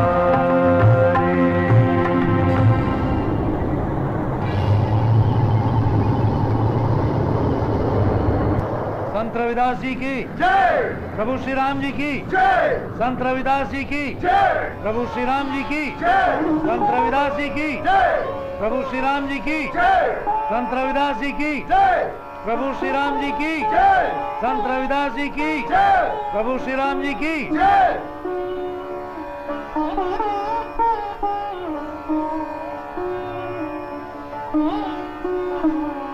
रविदास जी, आप धन्य हैं, धन्य हैं आप। आपकी भक्ति अपरंपार है। आज आपने सिद्ध कर दिया कि यदि सच्चे मन और पवित्र आत्मा से प्रभु को पुकारा जाए तो वो अपने भक्तों की लाज जरूर रखते हैं। चलिए विश्वनाथ जी, अब आप लोग शर्त के अनुसार रविदास जी को पालकी में बिठाकर पूरे नगर में घुमाएंगे। नहीं नहीं महाराज, उन लोगों को क्षमा कर दीजिए। वो लोग नहीं जानते उन लोगों ने क्या अपराध किया है। देखा विश्वनाथ जी, तुम में और रविदास जी में कितना फर्क है। तुम लोग हमेशा इन्हें नीचे गिराने की कोशिश में लगे रहते हो, और एक ये हैं जो जीत कर भी तुम्हारे लिए क्षमा चाह रहे हैं।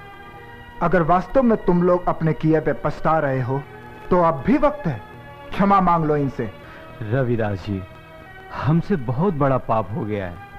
अब भविष्य में कभी ऐसी गलती नहीं होगी। हमने आपकी भक्ति को ढोंग, पाखंड, मायावी, ना जाने क्या क्या कह के बुलाया, किंतु आपने तो सिद्ध कर दिया कि प्रभु की सच्ची भक्ति जो भी सच्चे मन और पवित्र आत्मा से करते हैं, प्रभु उन्हीं के होते हैं, फिर वो चाहे किसी जाति के क्यों ना हो। हमें क्षमा कर दीजिए रविदास जी। शास्त्री जी, यूं क्षमा मांगकर अपने आप को शर्मिंदा मत कीजिए। सच मानिए, हम आपकी बहुत इज्जत करते हैं। आप बड़े हैं, आपका फर्ज बनता है हमें सही रास्ता दिखाएं, ना कि गलत। और हाँ, आज के बाद कहीं भी कभी भी किसी भी परीक्षा के बीच में ईश्वर को मत लाना। महाराज, अब मुझे इजाजत दीजिए, घर पर मेरा बच्चा मेरी राह देख रहा हो। जैसी आपकी मर्जी रविदास जी।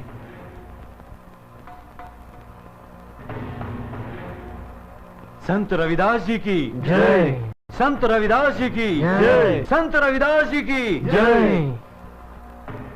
भाई रविदास को मेरा प्रणाम। प्रणाम भाई प्रणाम। इतने समय बाद इस भाई की याद कैसे आ गई? कितनी बार याद किया तुम्हें, लगभग हर रोज तुम्हारा जिक्र क्या करता हूँ। कैसे हो तुम? अच्छा हूँ। बच्चे और भौजाई? वो सब भी ठीक हैं। अच्छा अच्छा, आओ आओ, कहो कैसे आना हुआ? भाई से मिलने की इच्छा हुई सो चला आया। तुम्हारे ज्ञान, भक्ति और चमत्कारों के चर्चे हर तरफ हो रहे हैं, इसलिए मैं भी तुम्हारे पास आ गया। कुछ ज्ञान मुझे भी दे दो। क्यों मजाक करते हो भाई? मैं भला तुम्हें ज्ञान दूंगा? अरे भाई, तुम तो ज्ञान का भंडार हो, भंडार। ये शायद मेरी भाभी है ना? तुमने ठीक पहचाना। अरे भाग्यवान, ये मेरे गुरु भाई कबीर दास जी हैं। जिस तरह हमारे यहाँ जाति पाति, छोटे बड़े और ऊंच नीच का भेदभाव है, उसी तरह मुल्तान में हिंदू मुसलमान का बड़ा भेदभाव है। और भाई कबीर आजकल इसी बुराई को दूर करने का प्रयास कर रहे हैं। क्यों भाई, मैं गलत तो नहीं कह रहा? भाई रविदास, तुम भला कैसे गलत हो सकते हो? अब यूं ही बातें करते रहोगे या इस भाई को जलपान को भी पूछोगे? मैं भी कितना पागल हूँ, भाई के आने की खुशी में सुध बुद्धि खो बैठा। माफ करना भाई। अरे भाग्यवान, जरा भाई कबीर के लिए कुछ खाने का इंतजाम करो। जी, अभी लाती हूँ। भाई मैं अभी आया।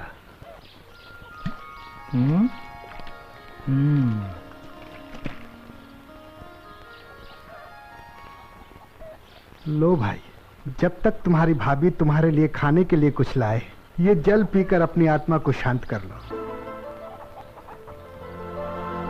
क्या हुआ? किस सोच में पड़ गए? अभी तो बोल रहे थे बड़ी जोरों से प्यास लगी, और जब पानी दे रहा हूं तो पी नहीं रहे हो। पी लो भाई, पी लो, ये जल तुम्हारी आत्मा को शांति प्रदान करेगा। सोच रहा था सफर से आया हूँ, पहले हाथ मुंह धो लूं। फिर पानी पीऊंगा। हाथ मुंह किधर धोना है? इधर इधर सामने धो लो।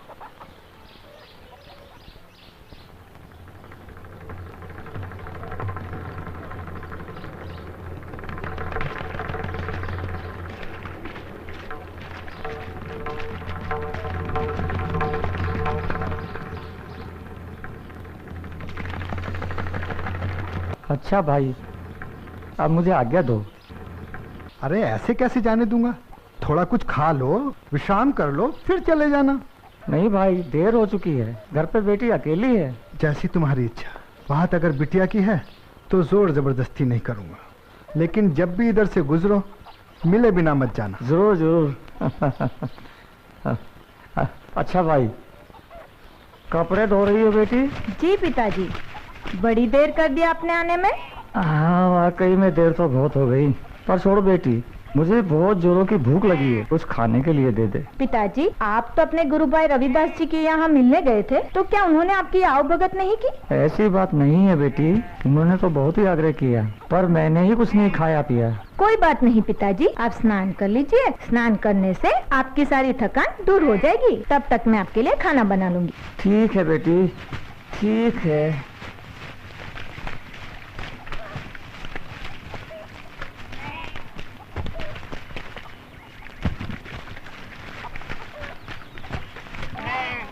बेटी, ये मेरी धोती थोड़ी मैली हो गई है, इसे साफ कर दे।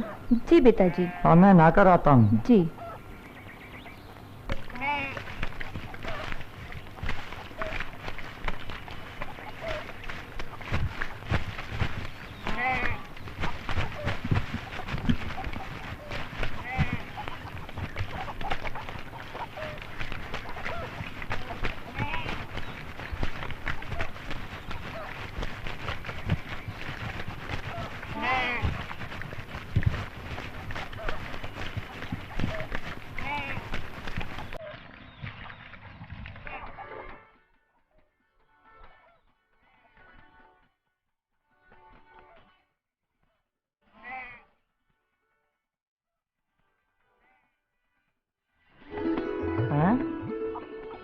ये क्या कर रही हो बेटी?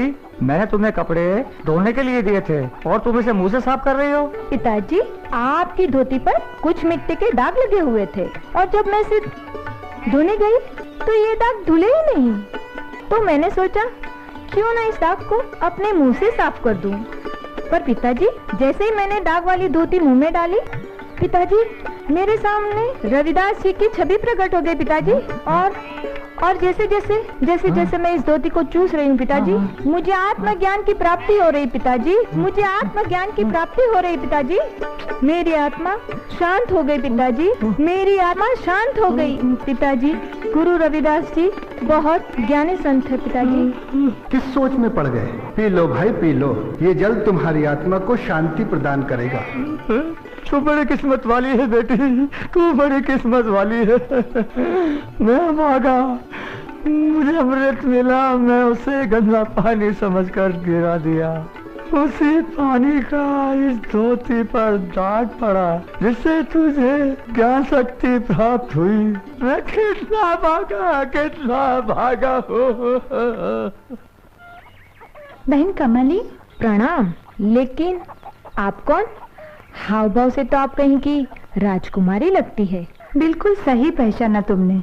मैं महाराज राणा संगा की पुत्र की विधवा हूँ, परंतु मैं किसी राजघराने की बहू की हैसियत से तुमसे मिलने नहीं आई हूँ।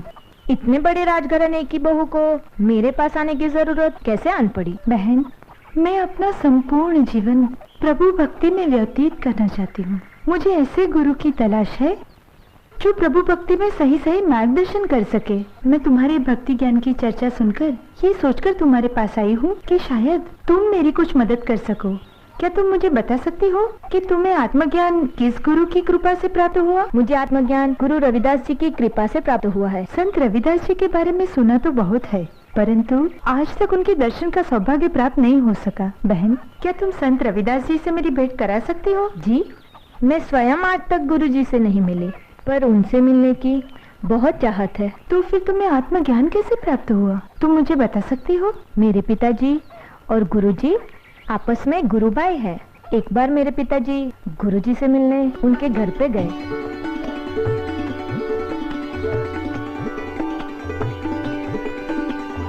क्या ये सच है? हाँ, ये बिल्कुल सच है।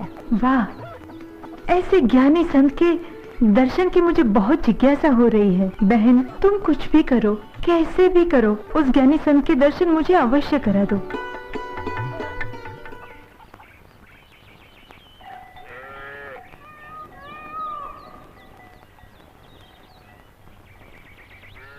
बेटी, थोड़ा पानी मिलेगा? अवश्य।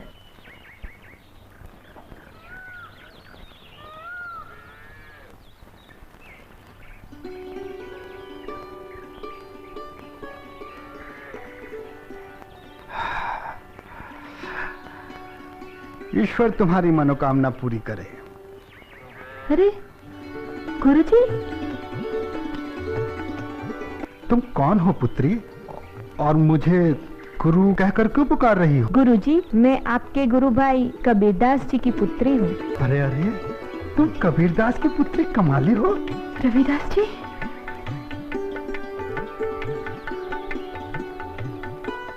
आप कौन हैं?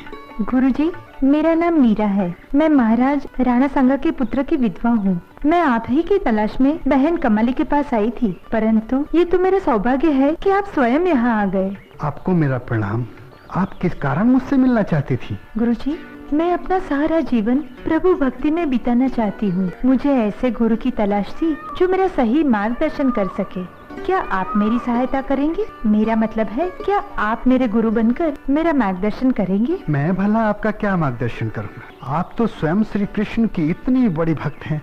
आपका मार्गदर्शन तो स्वयं श्री कृष्ण करेंगे। आपकी भक्ति की कीर्ति तो सारे संसार में फैलेगी। सच्ची भक्ति में आपका बहुत बड़ा नाम होगा। आपको किसी गुरु की आवश्यकता नहीं पड़ेगी। हाँ, जिस तरह आपने मुझे पानी पिलाकर मेरी आत्मा को शांत किया है, उसके लिए मैं तुम्हें ज्ञान प्रदान करता हूँ। तुम्हें इसी से हर ज्ञान की प्राप्ति हो जाएगी। तुम सच्चे मन से एकाग्र होकर बिना किसी की चिंता किए श्री कृष्ण की भक्ति करती रहो। तुम्हारे लिए ये रविदास का वचन है। तुम्हारी कीर्ति सारे संसार में फैलेगी। कृष्ण भक्ति में तुम्हारा बहुत बड़ा नाम होगा, बहुत बड़ा। मैं समझ गई। मैं आज और अभी से आपको अपना गुरु मानती हूँ। आपने आज जो मेरा मार्गदर्शन किया है, मैं इसी मार्ग पर चलकर अपना सारा जीवन व्यतीत कर दूंगी। गुरुजी, आपसे एक प्रार्थना है, आप हमारे साथ राजमहल चलिए और वहाँ कुछ दिन निवास कीजिए। बहुत बहुत धन्यवाद। मैं तुम्हारा निमंत्रण स्वीकार करता हूँ और तुमसे वादा करता हूँ कि शरीर त्यागने से पहले एक बार तुम्हारे महल में अवश्य आऊंगा। अच्छा, अब मैं चलता हूँ।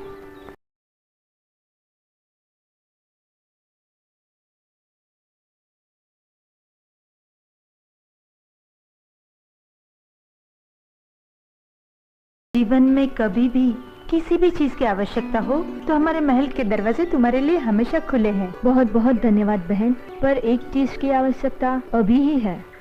बोलो, किस चीज की? बहन, अब हम दोनों गुरु बहने हैं, तो आपको एक बार गले लगाने की इच्छा हो रही है। अवश्य।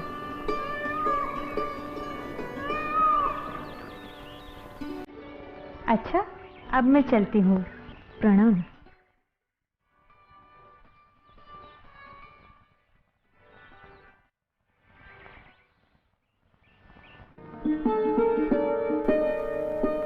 महारानी जी की जय हो।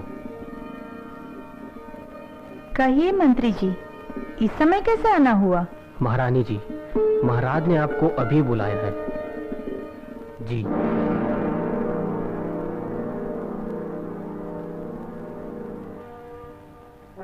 आपने मुझे याद किया? मीरा, हमारे सुनने में आया है तुमने किसी अछूत को अपना गुरु बनाया है। जी पिताजी, मैंने संत रविदास जी को अपना गुरु बना लिया है। मीरा, तुम ये साधु संतों का चक्कर छोड़कर राज्य के कार्य में हाथ बटाओ। ये हमारा हुक्म है। मैंने अपना सारा जीवन प्रभु श्री कृष्ण को अर्पित कर दिया है। कृपया आप मुझे राजपाट के मुंह में मत बांधिए। मीरा, यदि तुमने हमारी आज्ञा का पालन नहीं किया तो ये हम भूल जाएंगे कि तुम हमारी पुत्रवधू हो। पिताश्री, आप जो उचित समझे कीजिए, पर मुझे आज्ञा है। मंत्री, जी महाराज। इससे पहले कि मीरा के वजह से हमारी जग घसाई हो, हम मीरा की जीवन लीला ही समाप्त कर देंगे। मैं आपका मतलब नहीं समझा महाराज। क्या?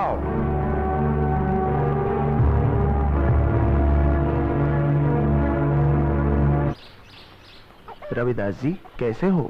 अरे अरे साधु महाराज, प्रणाम साधु महाराज। दरअसल मैं अपने कार्य में इतना व्यस्त था, आपके आने का पता ही नहीं चला।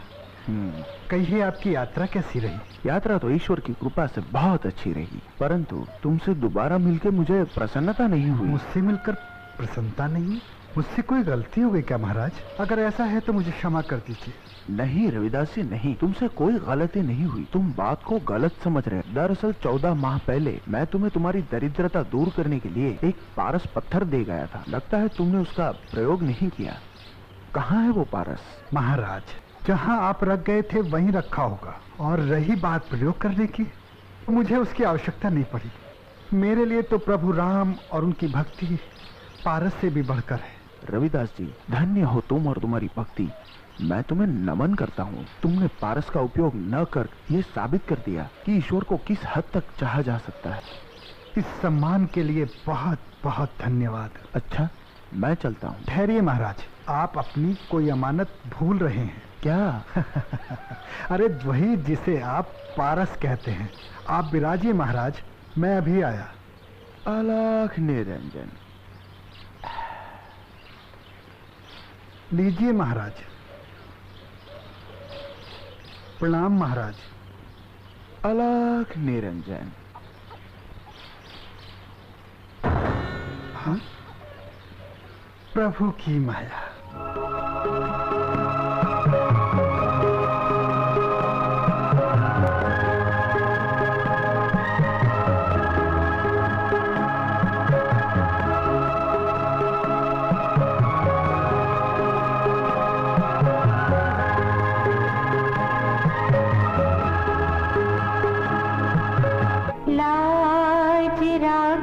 भगवान मेरी लाज राखो, भगवान मेरी जग के पालनहारे। लाज राखो भगवान मेरी जग के पालनहारे।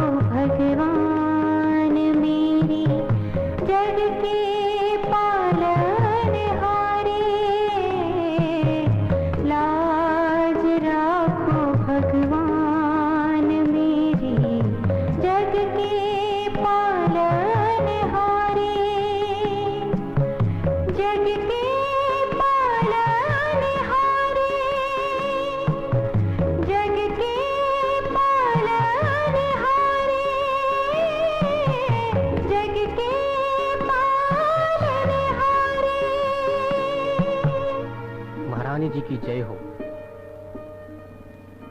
आइए आइए मंत्री जी, इतनी सुबह सुबह कैसे आना हुआ? महारानी जी, ये दूध आपके लिए संत रविदास जी ने भेजा। क्या कहा? गुरुजी ने भेजा है? जी। इस दूध को भेजने के पीछे जरूर कोई कारण होगा। लाइए, दूध दे दीजिए।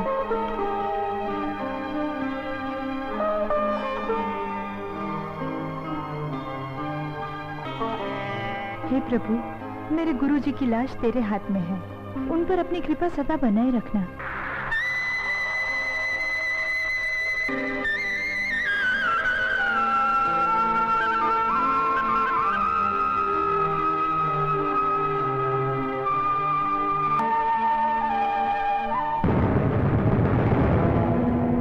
विष मिला दूध पीकर भी जीवित है।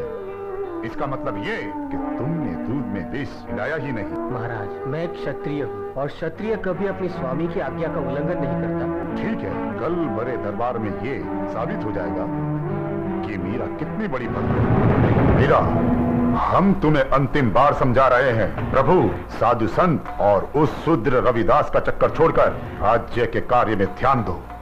पिताश्री, मैं अपने प्रभु को अपने आप से कैसे अलग करूं? वे तो मेरे तन, मन और आत्मा में बस गए हैं, और अपने गुरु को कैसे छोड़ दूं? जब से उनका भेजा हुआ दूध पिया है, तब से तो वो मेरे अंग अंग में समा गए हैं। यदि ये तुम्हारा अंतिम फैसला है तो हमारा फैसला भी सुन लो। इस पिटारे में नाग है, उस नाग को तुम अपने हाथ में पकड़ो। नाग को पकड़ते ही तुम्हारी भक्ति की पकड़ ढीली हो जाएगी। जो आज्ञा पिताश्री।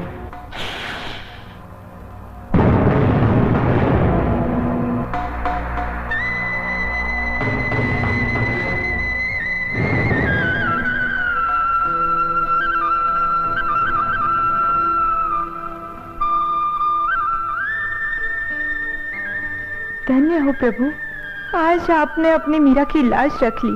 आज आपने साबित कर दिया कि आप हमेशा अपने सच्चे भक्तों के साथ हो प्रभु। पुत्री मीरा, हमें क्षमा करें, हम अहंकार में आकर उस ईश्वर को भूल गए थे।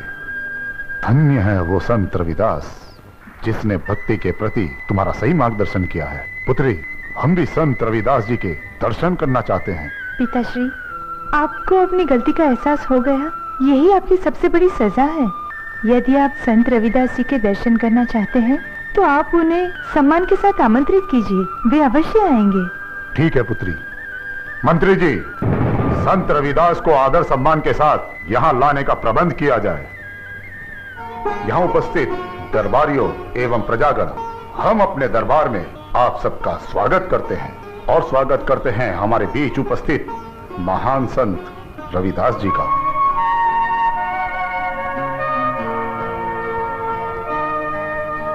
हम रविदास जी की भक्ति, ज्ञान और विचारों से सहमत हैं। रविदास जी इस बात का जीता जागता प्रमाण है कि छोटी जाति में जन्म लेने से कोई छोटा नहीं होता, बल्कि छोटा होता है तो अपने विचारों से। दरबारियों, हम रविदास जी का राज्य सम्मान करना चाहते हैं। मंत्री जी, रविदास जी का राज्य सम्मान किया जाए। ठहरिए महाराज, इस अछूत का सम्मान करके आप हमारा और सभा में उपस्थित सारे विद्वानों का अपमान कर रहे हैं। ये आप क्या कह रहे हैं? इसका जन्म एक छोटी जाति में हुआ है और इसे अपने जाति के अनुसार ही कार्य करना चाहिए। धर्म और ज्ञान के प्रचार के लिए हम लोग हैं और हमारी पवित्रता के प्रमाण के लिए हमारे तन पर ये जनेऊ है। इस अछूत के पास क्या है तो ढोंगी है। इस अछूत को बाहर निकालो।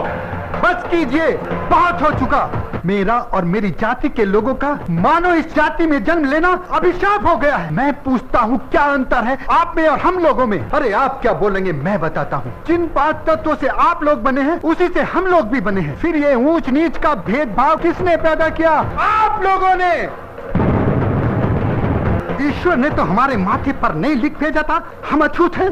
और हाँ, अगर जनेऊ ही श्रेष्ठता का प्रमाण मात्र है तो मेरी बात कान खोलकर सुन लीजिए। जनेऊ सिर्फ तन पर नहीं, आत्मा पर धारण होता है। अरे बंद कर अपने ये प्रवचन। यदि जनेऊ आत्मा पे धारण होता है तो निकाल कर दिखा जनेऊ अपनी आत्मा से। हे प्रभु, आज फिर तेरे भक्त की इज्जत दांव पर है। आज अगर मैं हारता हूँ तो ये मेरी नहीं, तेरी हार होगी, क्योंकि तूने हमें छोटी जाति में जन्म देकर सही किया या गलत, इसका फैसला तुमको आज यही सबके सामने करना होगा।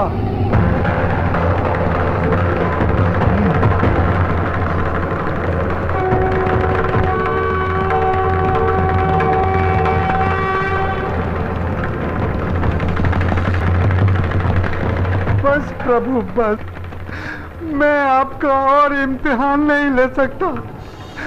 मुझे इस संसार से मुक्ति दे दो प्रभु, मुक्ति दे दो।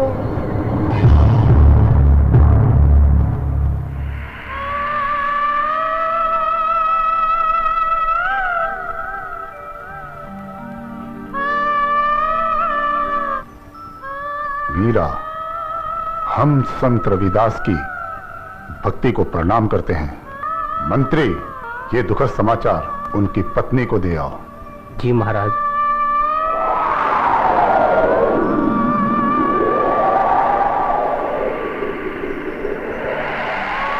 लीला अपरंपार प्रभु जी तेरी, गाता सब संसार।